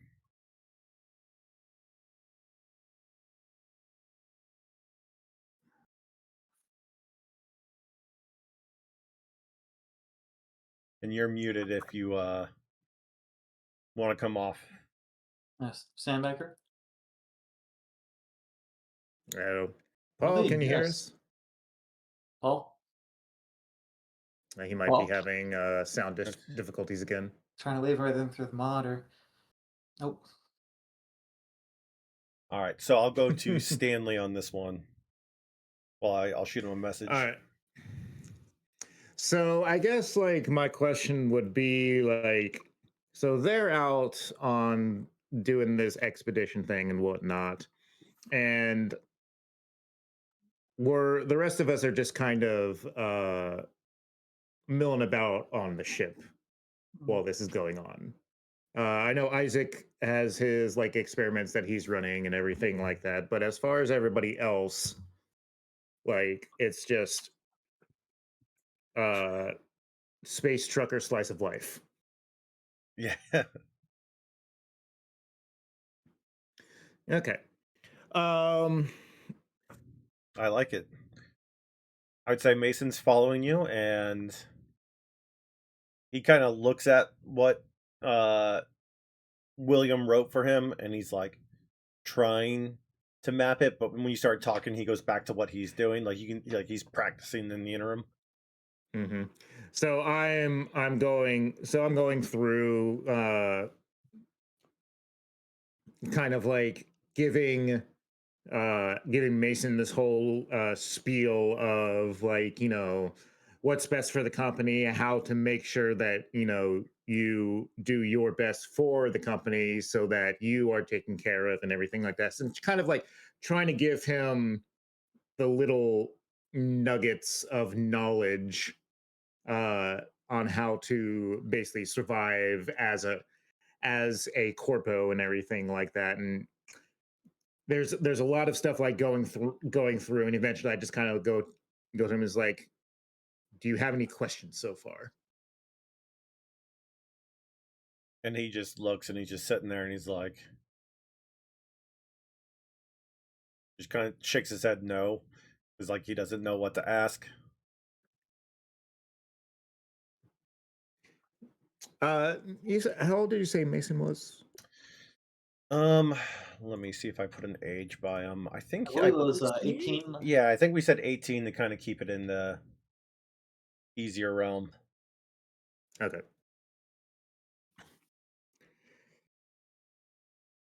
And I look at him and it's like, Mason, if you are going to make it in this world, you have to be curious, you have to be hungry, and you have to be ambitious. You can't just float along. You seem to have enough ambition to get on to this ship. So I doubt that that head of yours is completely empty. I want to say an Aladdin line right now, which is "Be yourself," but I don't think that would work. Yeah, he kind of turns and he just goes, "Yeah, I'm taking in as much as I can right now, and just I don't want to mess up." What did you do before you decided to come on this ship? Whatever I was told to do. Give me some examples. What was the last thing you were told to do before you decided I want to get out?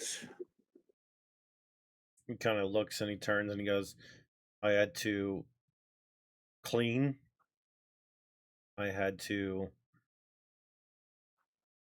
clean the bathrooms and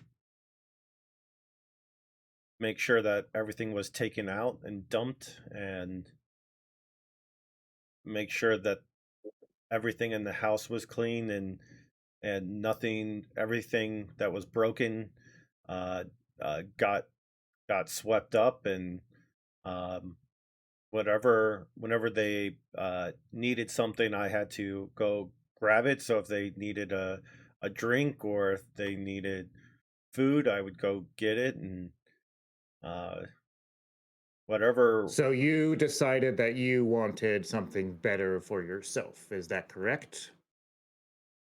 Yes. And what is that better? And he kind of stops and he goes, well, not getting punched or shoved or kicked, for starters, has been refreshing. And what is it that you want? Big picture. Paint me a vision of your future, Mason. I want a job. I want a place where I can sleep and I can not have my stuff be stolen. And Bigger, Mason. I don't know what you mean by bigger. Like 2 rooms?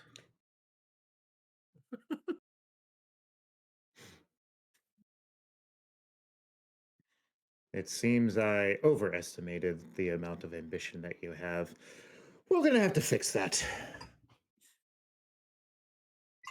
And he kind of makes a quick note, ambition, and then just kind of like puts an arrow sign of up. And he's like, gives himself like a little pat in the back because he did a shorthand. Let's try a little bit smaller because this is going to be a skill that you'll need to develop.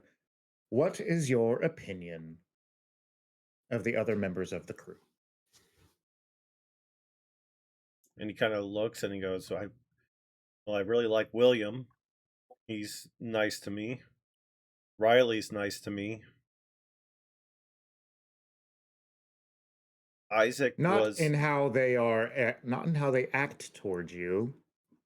I want to know what you think of them. What is it about them that you notice? What stands out to you about them? well, William's nice. That stands out. Riley's nice. That stands out. Isaac is a little aggressive. The needles hurt.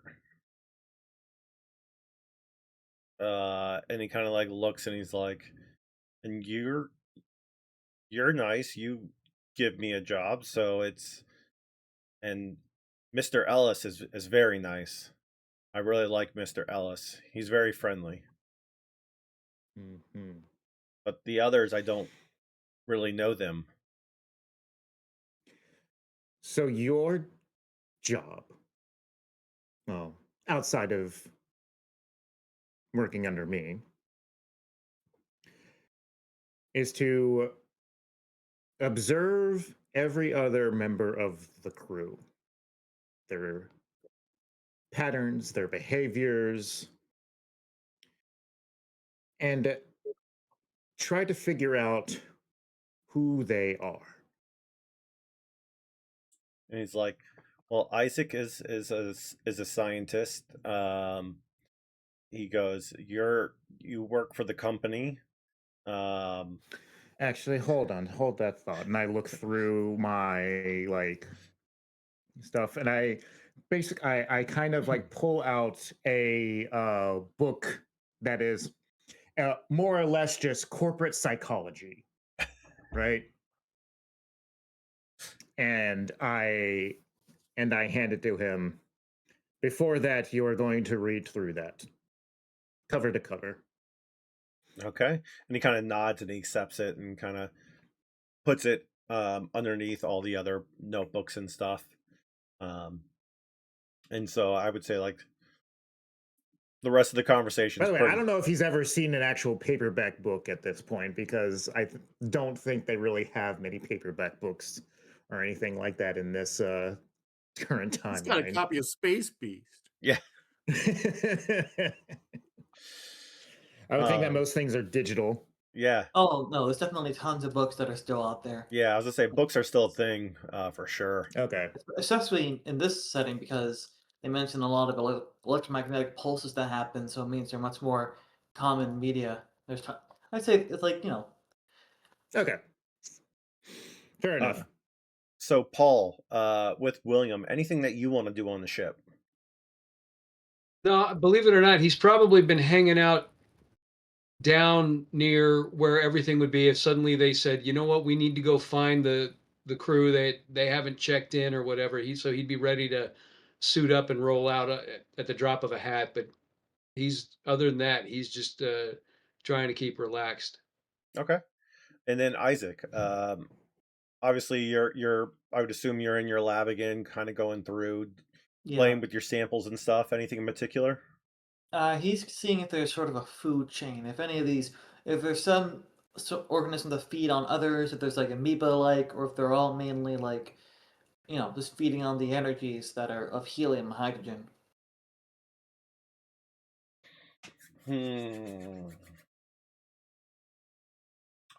I would say they don't really do anything. Do you have them all? So I'm going to say this. I assume you probably have a group of them all in one canister. You naturally just from how they are. Yep. Okay. I would say for the longest time they don't really do anything. Like you look in there and there's 68 of them. Like an hour goes by, there's 68 of them. Another hour goes by, there's 68 of them. And then randomly you go and there's 67 of them. All right. He's gonna look for any debris to see if like any of these things are torn apart or absorbed by one or the other. But then he remembers, oh, it's likely I can't see it because of the way the light is refracting. So he's gonna have the computer do a spectrographic scan and see if there's the missing 68. Yeah, I would say with all your successes, you'd be from the previous one. This is going to be a very similar scan. I would say you go through and you realize one is slightly larger than normal. Like if you were to look at it, it's like 5 to 10% bigger.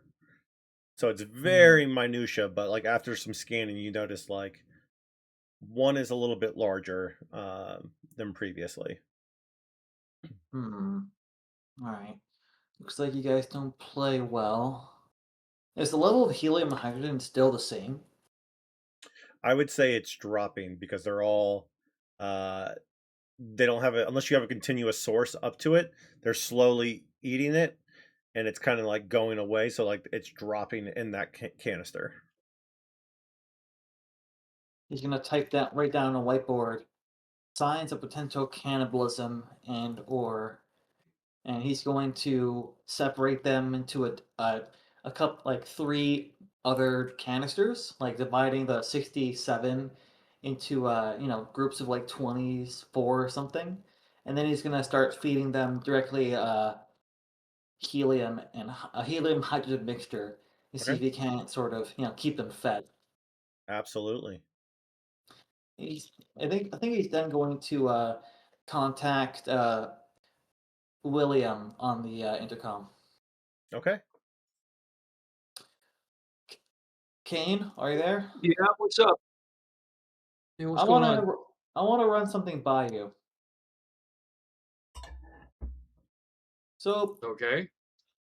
you've obviously heard what I told the away crew, how these organisms, Cytologia speculo, use their crystalline bodies to refract light. Yeah, I heard that. Yeah. I'm thinking, if there are any creatures larger than these deeper in the tunnels, or there's probably more heat to sustain them,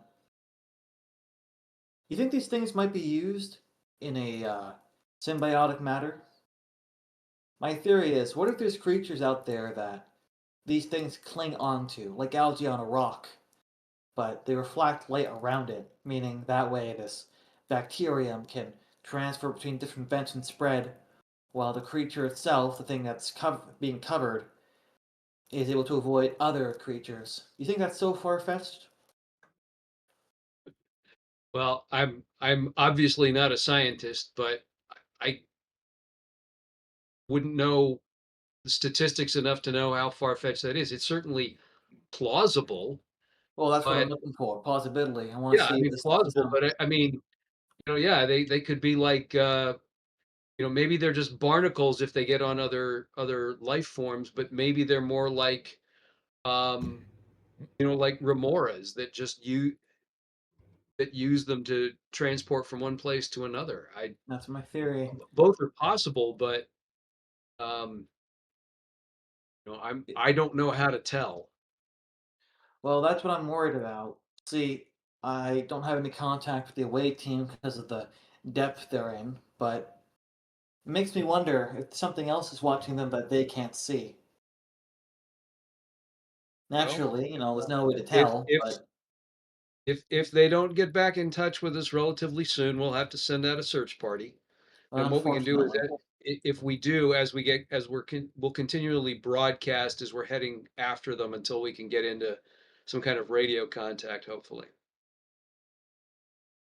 This definitely has been a much more interesting expedition than I originally surmised.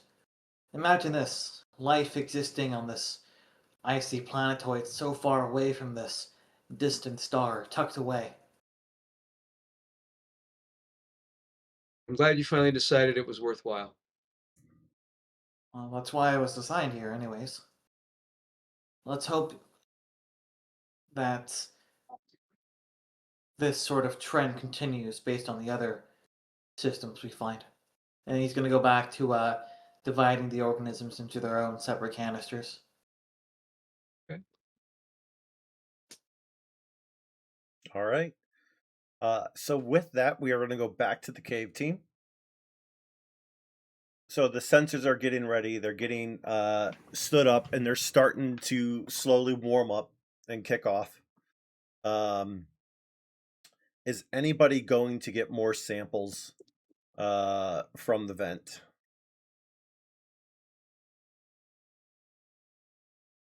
No. At this point, based on what we were told by Isaac, I think he's probably got enough samples, and I think he's got it figured out at this point. So I don't know that us staying here and collecting any more data is going to solve anything that hasn't already been solved back on the ship at this point. Well, remember, So- you only got the first part of it, so everything else, that last little bit wouldn't have been right. Just the fact that when we were back there, he had this whole theory Yep. about how he thinks. So we'll stick around here for a Okay. couple minutes, see if there's anything, and then like 5-10 minutes. Okay. Now that said, I was thinking, how many pups do we have with us? As many as you need. I Well, would what I was say thinking was, can we string the pups out going back in the direction of travel back towards the ship so we can reestablish communications by linking pup to pup to pup to pup to pup back to the ship? I don't think they work like that. yeah, so I say I'm not sure if they have Yeah. communication from that No. standpoint. They're only, It's very Yeah, they don't. yeah, they're only a it's mapping device. it's an interesting theory. Now, I would say if you go back on the ship and you guys want to start modifying the pups, you risk damaging them and losing them when you do it. But if you wanted to try and modify them going forward, you might need more equipment to do it, but just something for the future.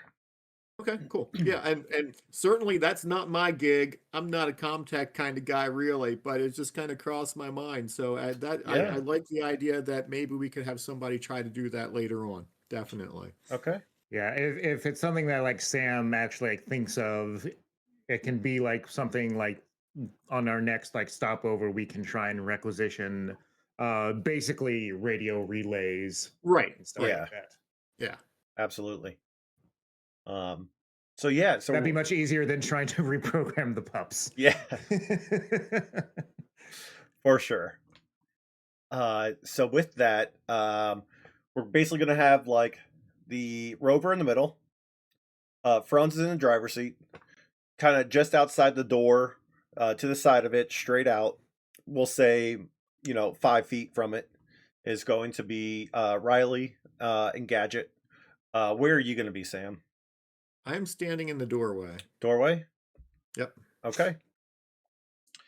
So as this is going on, they're kind of getting everything set up, everything's scanned, like the system starts coming up, they're warming up.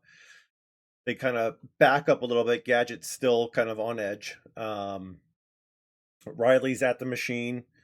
She gets a good reading. She kind of backs up to the side of the rover with you guys. Gadget is kind of sitting on the back end, looking around. On the back of it, just kind of looking around, seeing what's going on. Scans start going. Nothing is really picking up. And then all of a sudden, Gadget starts yelling. And the tube to his air has been cut. And he is like, ah! And he's like running around trying to get it cussed back on. And he like runs to the ship and he's like getting stuck on it because he's hooked to the side and he's trying to get in and the air's flowing. And then Riley's over there. She gets bumped to the ground. And as he is running over, you're in the doorway and he hits you square in the stomach, Sam. And you fall backwards and he's trying to get in and he's locked on it because the cable's stuck on the side. He's trying to get in. Riley's trying to get up. Everybody gets a point of stress. Okay. See, this is why you don't latch yourself on the side of the ship or the rover. Mark Franz's words. Don't latch yourself. As he's sitting there, like his oxygen's going, he's like, and he's like looking at you and he's like trying to get you to help. Would that be, would you say, a mobility roll? I'll let it be whatever you can convince me to be. Okay, because it seems to me like it's an agility kind of thing. Okay. Because I want to like hop on them. I want to, as quickly as I can, kind of reestablish the connection there. Okay. So Yeah. it's not my strongest suit, but that's what I think it would be. I mean, you can modify any of the roles to Yeah. be like, okay, I want to use heavy machinery, but I need to be like dexterous with it, so using agility instead. No, that only works with some talents. Talents can change the source, but they rely on their base stat unless the talent changes that. Yeah, and it's one of Well, those. it's more situational. Is Yeah. what I mean. We're not going to do it from like a hardcore, but I see this as being mobility. yeah. So that's what I'm going to go with. Sure thing. Go for it. All right. And I get a success. Woo! Okay, sorry. I was looking at the piloting again. I was like, you got more than one success. Yeah, so you hop on and you grab it and you realize it's been sliced. It's been sliced. Crap. And so like So, you get so on it's it. clean. You would have to basically look for like duct tape or something else or try and keep your gloves on it and then try it or do something else. And do we have suit patches in our supply pockets? I would say yes. I would say it's probably one of those things where you have it where you can just pop it out. Those things are probably Right. pretty standard. So just as a quickie fix, I'm going to try to patch it that way. All right. I would say with that, And while I'm trying to do that, I shout to Franz, Franz, we need your help quick. And then I'm going to shout to Riley, Riley, are you okay? Get back in the ship. Get back in the bus. and she's like, shit. And then kind of like gets up and she like is getting herself unhooked. and then is working on him getting unhooked, and she's like spinning it as fast as she can to kind of get the landolier off it, and then unhooks it, and then goes ahead to get inside and kind of gets ready to shut the door. Um, and so with that, Franz, what are you doing? If it looks like they're both, or if everybody's getting back inside and the door's about to close, then it seems like something weird's going on. I'd probably try to, well, boss, do you think we should just get out of here, or what's going Well, on? if Riley's back inside, I say we go, but don't go until Riley's back inside. And it looks like something cut. No, there's Gadget. It looks Gadget. like something cut Gadget's air hose. It's been sliced. So All right, so that means I'll- there's something hostile down here. I knew it. Okay, so I'll keep an eye out to see if they get back in, if Riley makes it in as well. And then as soon as she does, I'll spin us around and try to follow the path that we came in on. Just keeping an eye out because there's something out there. The way that Gadget had described, like not seeing something, then seeing something, and not seeing something, was kind of weird to me. Just the way it seemed different than how I remember seeing it. It was like, for me, it was almost like I just misremembered something or whatever. I don't know. Like it was one way, then it wasn't. Not one way, another way, and then another way again, or whatever. It was like, so I don't know. I believe that there's something out there, and I'm just going to be like looking around. Yeah. As we try to get out, if Riley successfully makes it in. Yeah, so Riley's waiting to get in because Sam's on top of Gadget, strapping it up.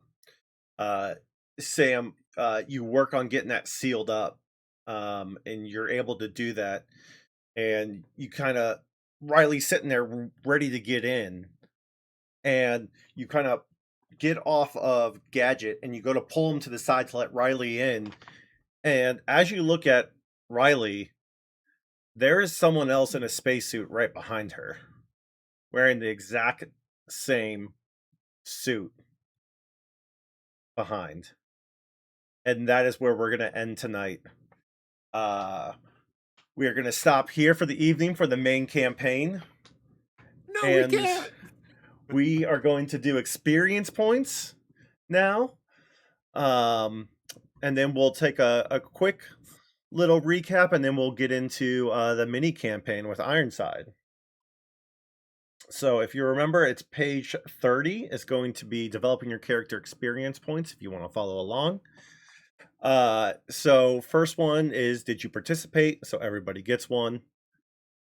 Did you risk or sacrifice something to further your personal agenda? I'm going to say yes on this one. I'm going to say All yes, definitely. Okay. Did you risk your life for your buddy PC? Not yet. My buddy PC's sitting in the driver's seat. Browns, get out there and get in danger. Yeah. Did you challenge or stand up to your rival PC? Yes.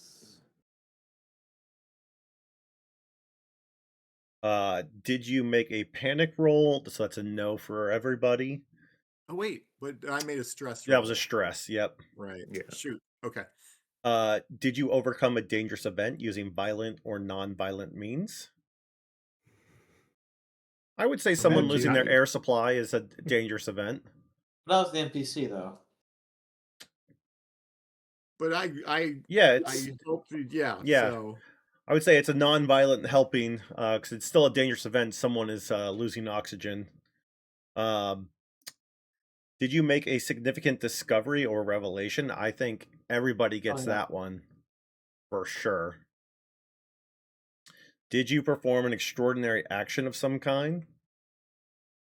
Um, I could see definitely Sam for kind of jumping on top and working on them.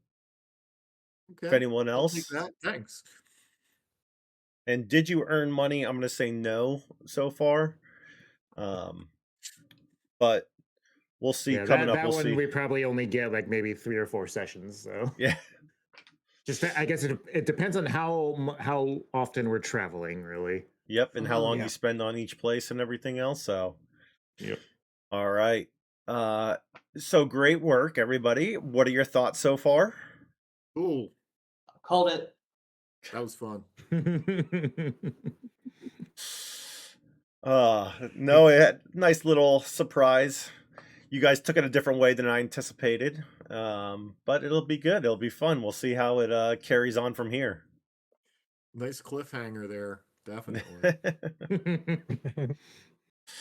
Especially for the people who are on the cliff. Yeah. Yeah. Yeah, right. See, I'm excited to see. Meanwhile, some of us are just like, "Eh?" Yeah. True. Us looking at the other players. That's a really steep cliff that you're standing on adjacent to right there. Yeah. Glad we're all the way over here. Everything will be fine. Where I can remote control the ship and bring you guys here. It'll be a tight squeeze, but Oh, that's awesome. I love it. I'm looking forward to the next session. You guys keep it interesting and fun, and it's definitely keeping me on my toes. I know I said it before, but this has been a blast so far, so I'm looking forward to it. I originally thought this was going to be like a 2 to 4 hour planet stop, and now I joked with them. I said I think we're going to be on the 6 to 8 hour, maybe 10 hour. We'll see how everyone plays it. So, all right. So we are back on to our mini game. So there was quite a few discoveries. What was it? Forest medium. We got land low over here. What was it? We farmed land high, added there, did some setup of some basic machinery for the gold. And the last thing was harvesting the clay for the adobe houses. And then there'll be one more turn of building said houses. So if you go into the journal list in the top right, Frontier Fortune, go to Ironside.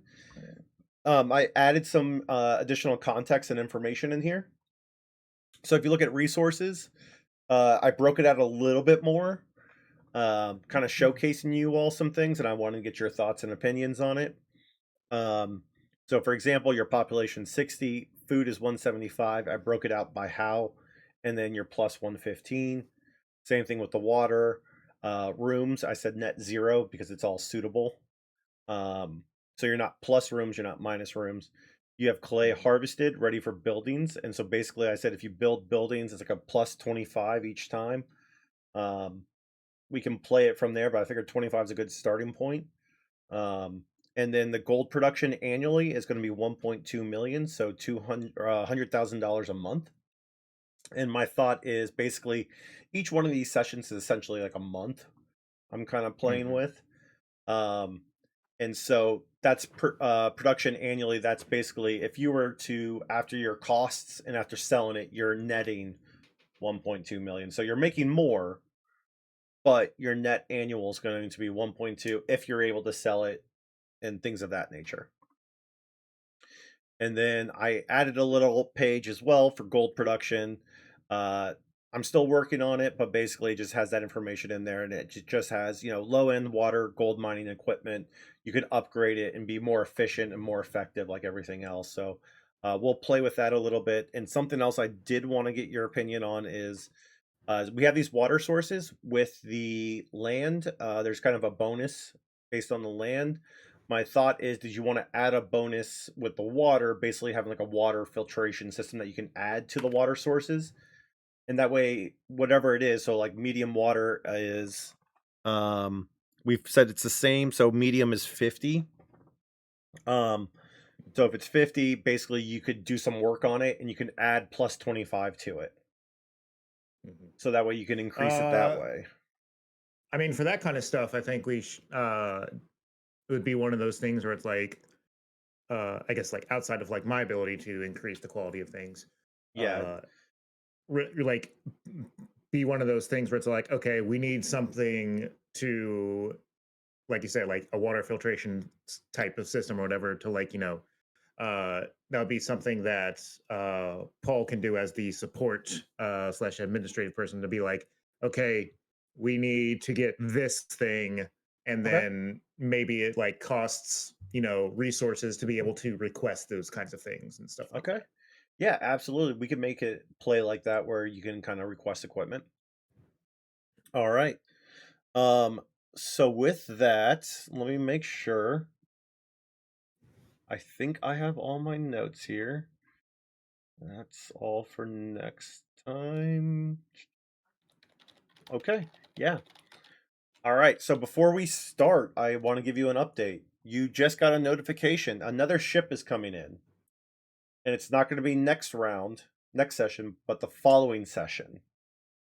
So, Do we know what's on the ship? yes, you do.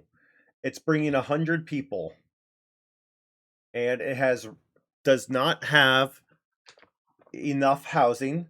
So it has enough housing to support 25 people on it. So basically, it has modular parts, where basically it can set down 25 housing. So basically, you're negative 75 right now. Yikes. Okay. And so basically you have clay production in process. And so if you to build those, that builds another 25 houses on top of it. So house production is going to be 25 until we can kind of spice it up a little bit. So that is where you're at just from a tracking standpoint. So we're starting to push the resources and planning now. You got to have some fun, some exploring. Now I'm going to add a little bit of resource management here. Going forward. So let me go ahead and add that entry in the Ironside. I'll say next ship.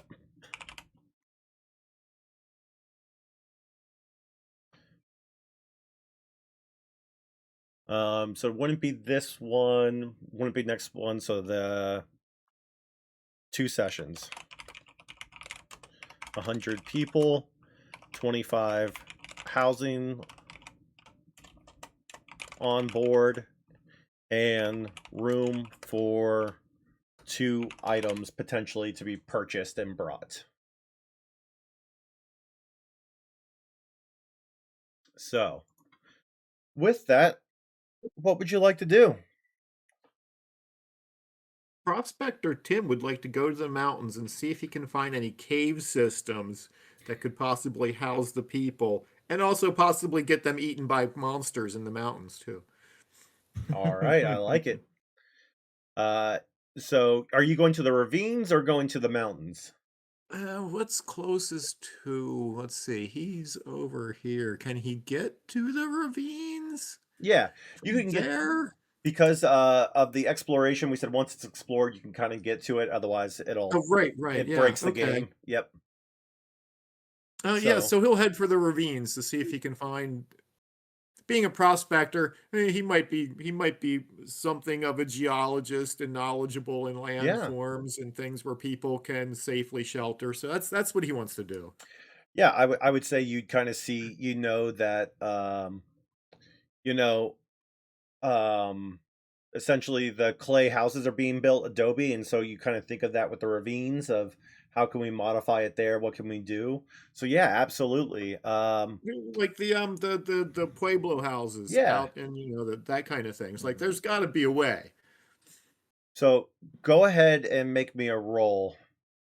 D6. Roll a D6. Did I roll a 3? 3, okay. Ravine housing. Yeah, I would say you go and you look, and you definitely see caves and stuff like that. It's definitely going to need work. Like there's a bunch of stalactites, stalagmites, and and just different things. Porous cabins where water's pooling and stuff like that. It's not something where it's just going to be smooth and easy where you can just kind of rope in. It's definitely going to take a little bit of work for sure. Um, Obviously, as a temporary thing, you can shove people in there. Um, but I would say it would probably take a turn of work to get these into a suitable condition. Okay. And All how right. many people could we possibly squeeze in? Because you rolled a 3, I'm gonna give you turn of work. You got a 3. I'm gonna give you probably. I'll give you an additional 30. That's exactly what I was thinking. We're on the same page. So I would say you discover this. You do. You can look at it, but I'd say next turn would require that for you, or someone Okay. else can come in and piggyback off it and do that. Okay. Sounds good. All right. Whose ability is it to be able to like harvest wood from the forests for like building stuff? Foresters, Is I that the imagine. prospector or is that the farmer? I was kind of going leeway with kind of either or with those. So basically anyone can kind of do everything, but I'm kind of giving like an edge, like you get advantage roll with it. Okay. So pretty much anybody can do anything. It's just you get advantage sometimes for your bonus for what you're specialized in. Gotcha. All right, who's next? I can go next. Okay, we got the scout. I want to see how far north I can go. I want to see if I can explore this area here. You want me to keep expanding that map north? Oh, I just want to see how. No, okay. I'm gonna go and yeah. See, I'm gonna No, go go see for it. what these large areas are. Okay, I'm so gonna you're gonna start here. Okay. Yep. Yeah. All right. And make Give sure you me. click off of everything Yeah. before you Yeah. I'm drag your. trying to figure that out. How do I do that again? Just There you click go. and drag just anywhere off of the. Off the Yeah. things. Great. All right. Give me a D6. 5. 5. Oh crap! Where's my table? I was like.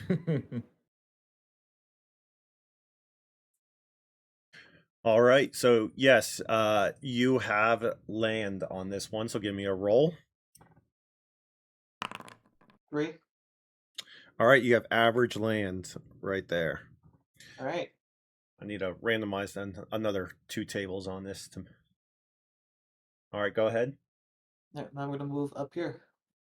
Go again. 5 5. and 1. 5 and 1. So you have a patchy forest on this one. Okay. That's it for me. Okay.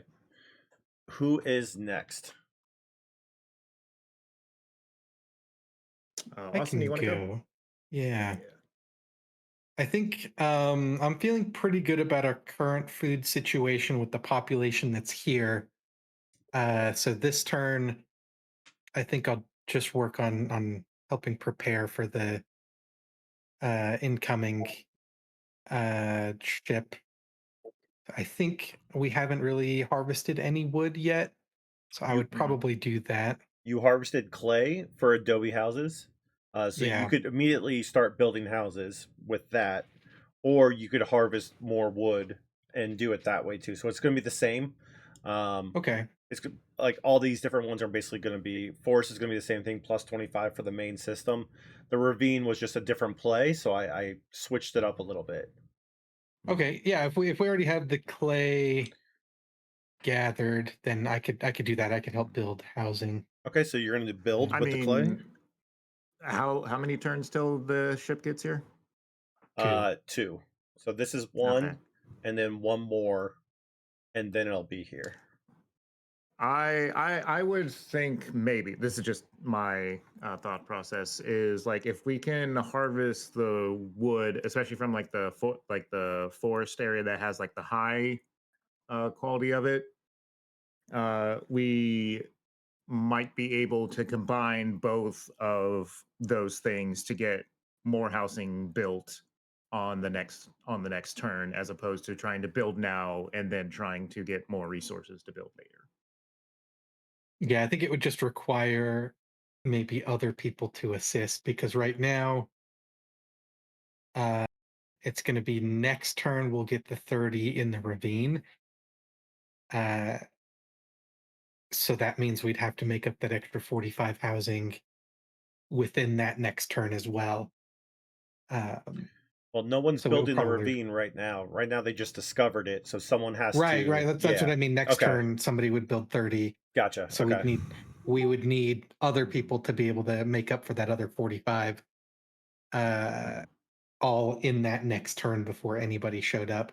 Otherwise they would show up to no housing. I don't know if that's as important, or we build it over that time period. I imagine they'd basically be arriving at the beginning of the turn, and it would be like a month before their housing was built if we didn't have it done next turn.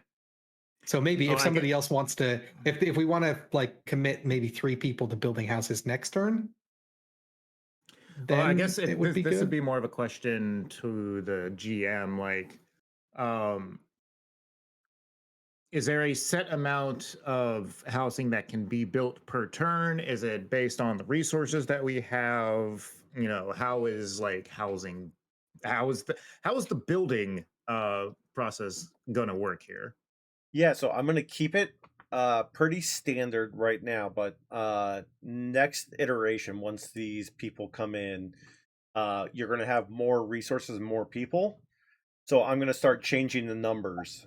So basically, I'm gonna start changing the table. So, for example, farm is, for example, 75, 50, 25. I'm thinking like once the next group of people come in, you're gonna have people assisting, and so that's where it's going to be, maybe it bumps up to 85, 60, and 35, because now you have additional people helping with it. So I think I'm going to start bumping it up. I got to figure out how that's going to work, um, mathematically, um, but that's going to be kind of how I imagine, is basically as more people come, things are going to scale a little bit with it, and it's going to be a little bit easier to do things. Oh, I get my question was more like, so is it like if one person is working on building housing, is like, does that get us just a certain amount of housing? Oh yes. Or So basically, okay. one person harvests. For example, if one person harvests trees, there is one set of housing that can be used for that. So basically, um, two people. If two people, do clay, you can do 2 sets of housing, which are 25 apiece. Or if you Mhm. do 2 things of forestry harvesting, the next turn you can do 2 builds of forest, which are 25 apiece. Mhm. Okay. Yeah, so sounds like we'll probably need 3 people. If I gather wood this turn, we'll need 3 people to build houses next turn. Which is fine. Yeah.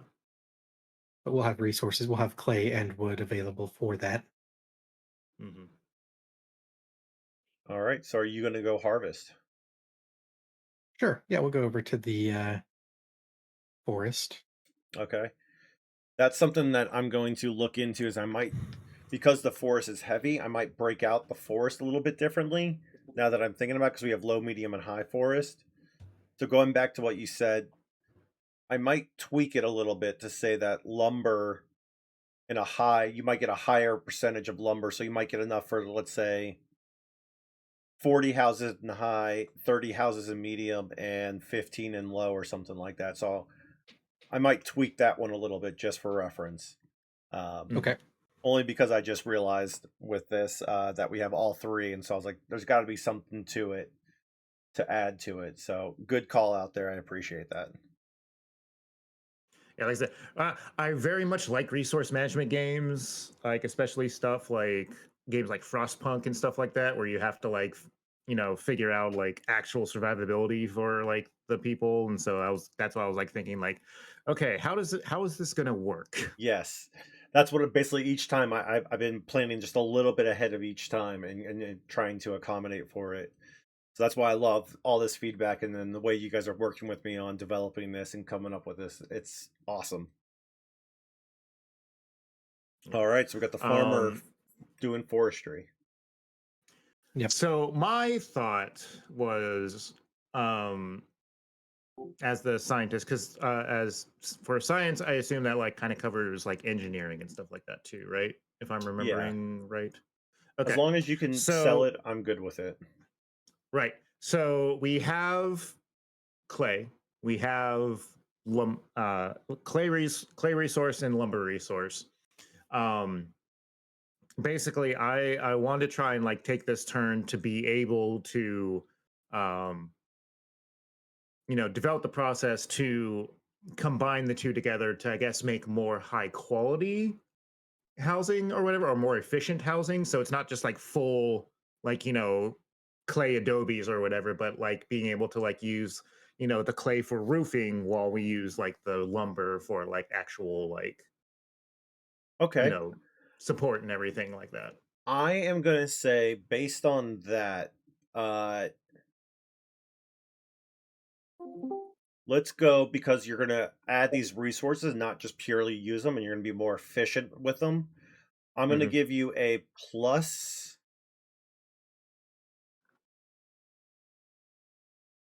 Let's go with a plus 10 on housing on whatever you build. So like with the high efficient, so let's say you do lumber, we get the clay. So instead of being, 25, you're able to get 35 out of it. Okay. Being more effective. Do you need me to roll for this whole process to kind of see like how well it works out, or what do you want me to do for this? Yeah, go ahead and roll. Let's see. Let's see the number here. Let's see what. All right. Got a 5.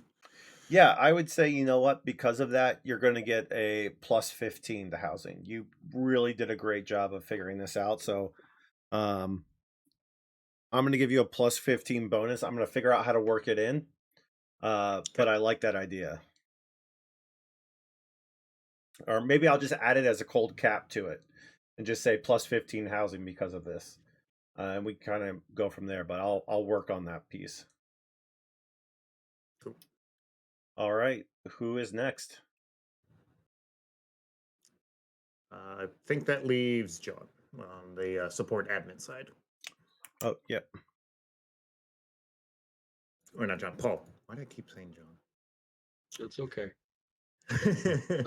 John went first. Yes. If you're not first, you're last. So I could either do more harvesting of whatever, or now does that mean Peter's actually built the 40 houses, or does that mean he's just created the process so whoever builds can build 40? Yeah, so it's going to be basically his process. The way I'm thinking about it is it's going to be a plus 15 bonus to it. So what I'm thinking is I'm debating it's either going to be a hard 15 just added to housing right now, or is it going to be 15 per iteration of building? And that's where I want to get some feedback. So basically, yeah. I was thinking more like, again, than like, playing the resource management game is like, I'm developing the technology to have better efficiency for when people actually do the build housing action. Yeah. So that's where That's I'm kind of thinking what I was thinking about. That it basically, if you go to build, if you save the clay and the wood and you're able to do that, you can kind of get a bonus from it that way. But if you just do the clay right now and build it, it's just going to be a hard 25 with the clay because the wood isn't harvested yet. But if you want to do another clay dig, or if you just want to build the clay, or if you just want to build in the ravine, or if you want to do something completely different. I'm still playing on the housing piece of it. Then I'm gonna ask the rest of the team, do you guys want me to harvest more clay, or do you want me to just go ahead and build some stuff? Well, I'm not much for these resource management games, so I'm going to take your guys' strategies. Yeah, there's also these two places right here that haven't been opened up yet as well. if you want, because you can Do- also just explore things. Yeah, but do we want, I mean, we've got 100 people coming in a couple of rounds. Do we want to, I'm we all could for get building. some of the housing done now and some of the housing in the next round. So when they show up, we're good to go. Do we want to do that, or do we want to do exploration? Um, Build. That's just me. yeah, I know. I would say because next turn, because they're not coming for 2 turns. Next turn, more than one person can do building, and we'll be able to get more, possibly more houses out of less effort, more or less, next turn, as opposed to if we build stuff up now and like didn't have and just like had low quality housing, I'll say, and then just having the higher quality housing built next round anyway. So I put my opinion would be either to Paul, you can explore more things, or to harvest more clay. Oh, I don't know. I guess Dan, is it like, what is the advantage of like harvesting more clay in this Yeah. situation? So basically, the way I anticipated is the ravine's going to be a hard 30. Mhm. So there's no bonus to it. It's 30. So if you build it, you build it. The Right. clay, I'm going to play on that, what you said. So I'm going to work on that table of how we plus this up. So you Mhm. can harvest more clay. So it's like stacking resources. So if you go back to the journal and go to Ironside, and go to resources, I say clay harvested, ready for building plus 25 population as it stands. I'm going to add more columns. So Mhm. basically, I can change this to like a resource where we can also add clay harvested as well. So you can have 2 resources of it. And then Mhm. as you use it with the wood and stuff like that, or as plain, we can play with it, how that bonus is going to work and stuff like that. But Okay. So yeah, I would say if you want to build something, you can build in the ravine, because you said that the ravine is just going to give a hard 30 if we build there, right? There's no like that is correct. there's no plussing that up or anything like that. Correct. Okay. So we can do that. You can harvest more clay for for us to build next round along with the lumber, or you can explore one of these unexplored areas. I'm going to go ahead and get more clay so that next turn we can do an awful lot of building. If we have a person who wants to build in the ravine next round, then we can do that then. Okay. Mhm. Awesome. So with that, everyone is gone. I have all the notes here. I'm going to work on that table for the housing and resource of that. The other thing is the ship said, they're coming in basically 2 sessions. Anything that you want them to get for you? There's space for 2 things on this larger ship. Whether you can use it now or not, or you can get double of something or something like that, and then I may add a monetary potential to it. Right now, you're just sending out the request. Did we send out any requests in past sessions? I forget. Did not. We did not. We had something for the gold. Yeah, you put out for the gold, and the broccoli. gold came. Yep. Yeah. The gold refinement. I would say we were talking about some kind of like water filtration system. Yeah. We don't have a lot of extra water at the moment. We got a lot of people coming in. If we can improve our water situation, I think that would be Yeah, like a recycling and that would be filtration. good. Yeah. Right. I Yeah. agree. Yeah, something like that. Okay.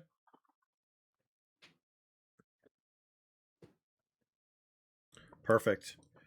All right. So with that, that concludes our minigame portion of Ironside building. Everybody got to explore a little bit more. We finally got some resources being pushed a little bit. So it was fun to see everyone kind of put their brains together to figure this out. I wanted to throw something a little bit different in there to see how they'll push. And you all keep building and adding to this. So I love it. You're making me think harder and how to make this work. So yeah, anything that anyone wants to add? Not that I can think of. I'm excited for next session. Yeah. And then who was the last person? Someone hasn't gone yet. Okay. I was like, someone Have hasn't done not sign off. I gone. forgot to do Sam that. has not had a chance to sign off. Sam is reflecting upon all that has happened these past weeks as he's there sitting on his butt or whatever on the floor of the bus, as he likes to call it, wondering what the heck is going on and the chances that we take in life and how you never know which direction things are going to lead you, but you have to keep forging ahead and going further and further and pushing yourself so you can learn, because that's the only way that you will learn anything in this universe, is by actually trying. Awesome. Well, with that, everybody, I hope everyone has a great evening. Remember, don't forget to add your proficiency bonus. We will be back next week, Tuesday, 8 p.m. Eastern Standard Time. And I look forward to seeing what happens next after the players had a little interesting issue, escapade, event, something in the caves. But with that, I hope everyone has a great evening. Have a good one. See you, everybody. Take care, y'all. Bye, everybody. Have a good night. Have a See you good next night, week. gang. Yep. Danger. The emergency destruct system is now activated. The ship will detonate in T-minus 10 minutes. The option to override automatic detonation expires in T-minus 5 minutes.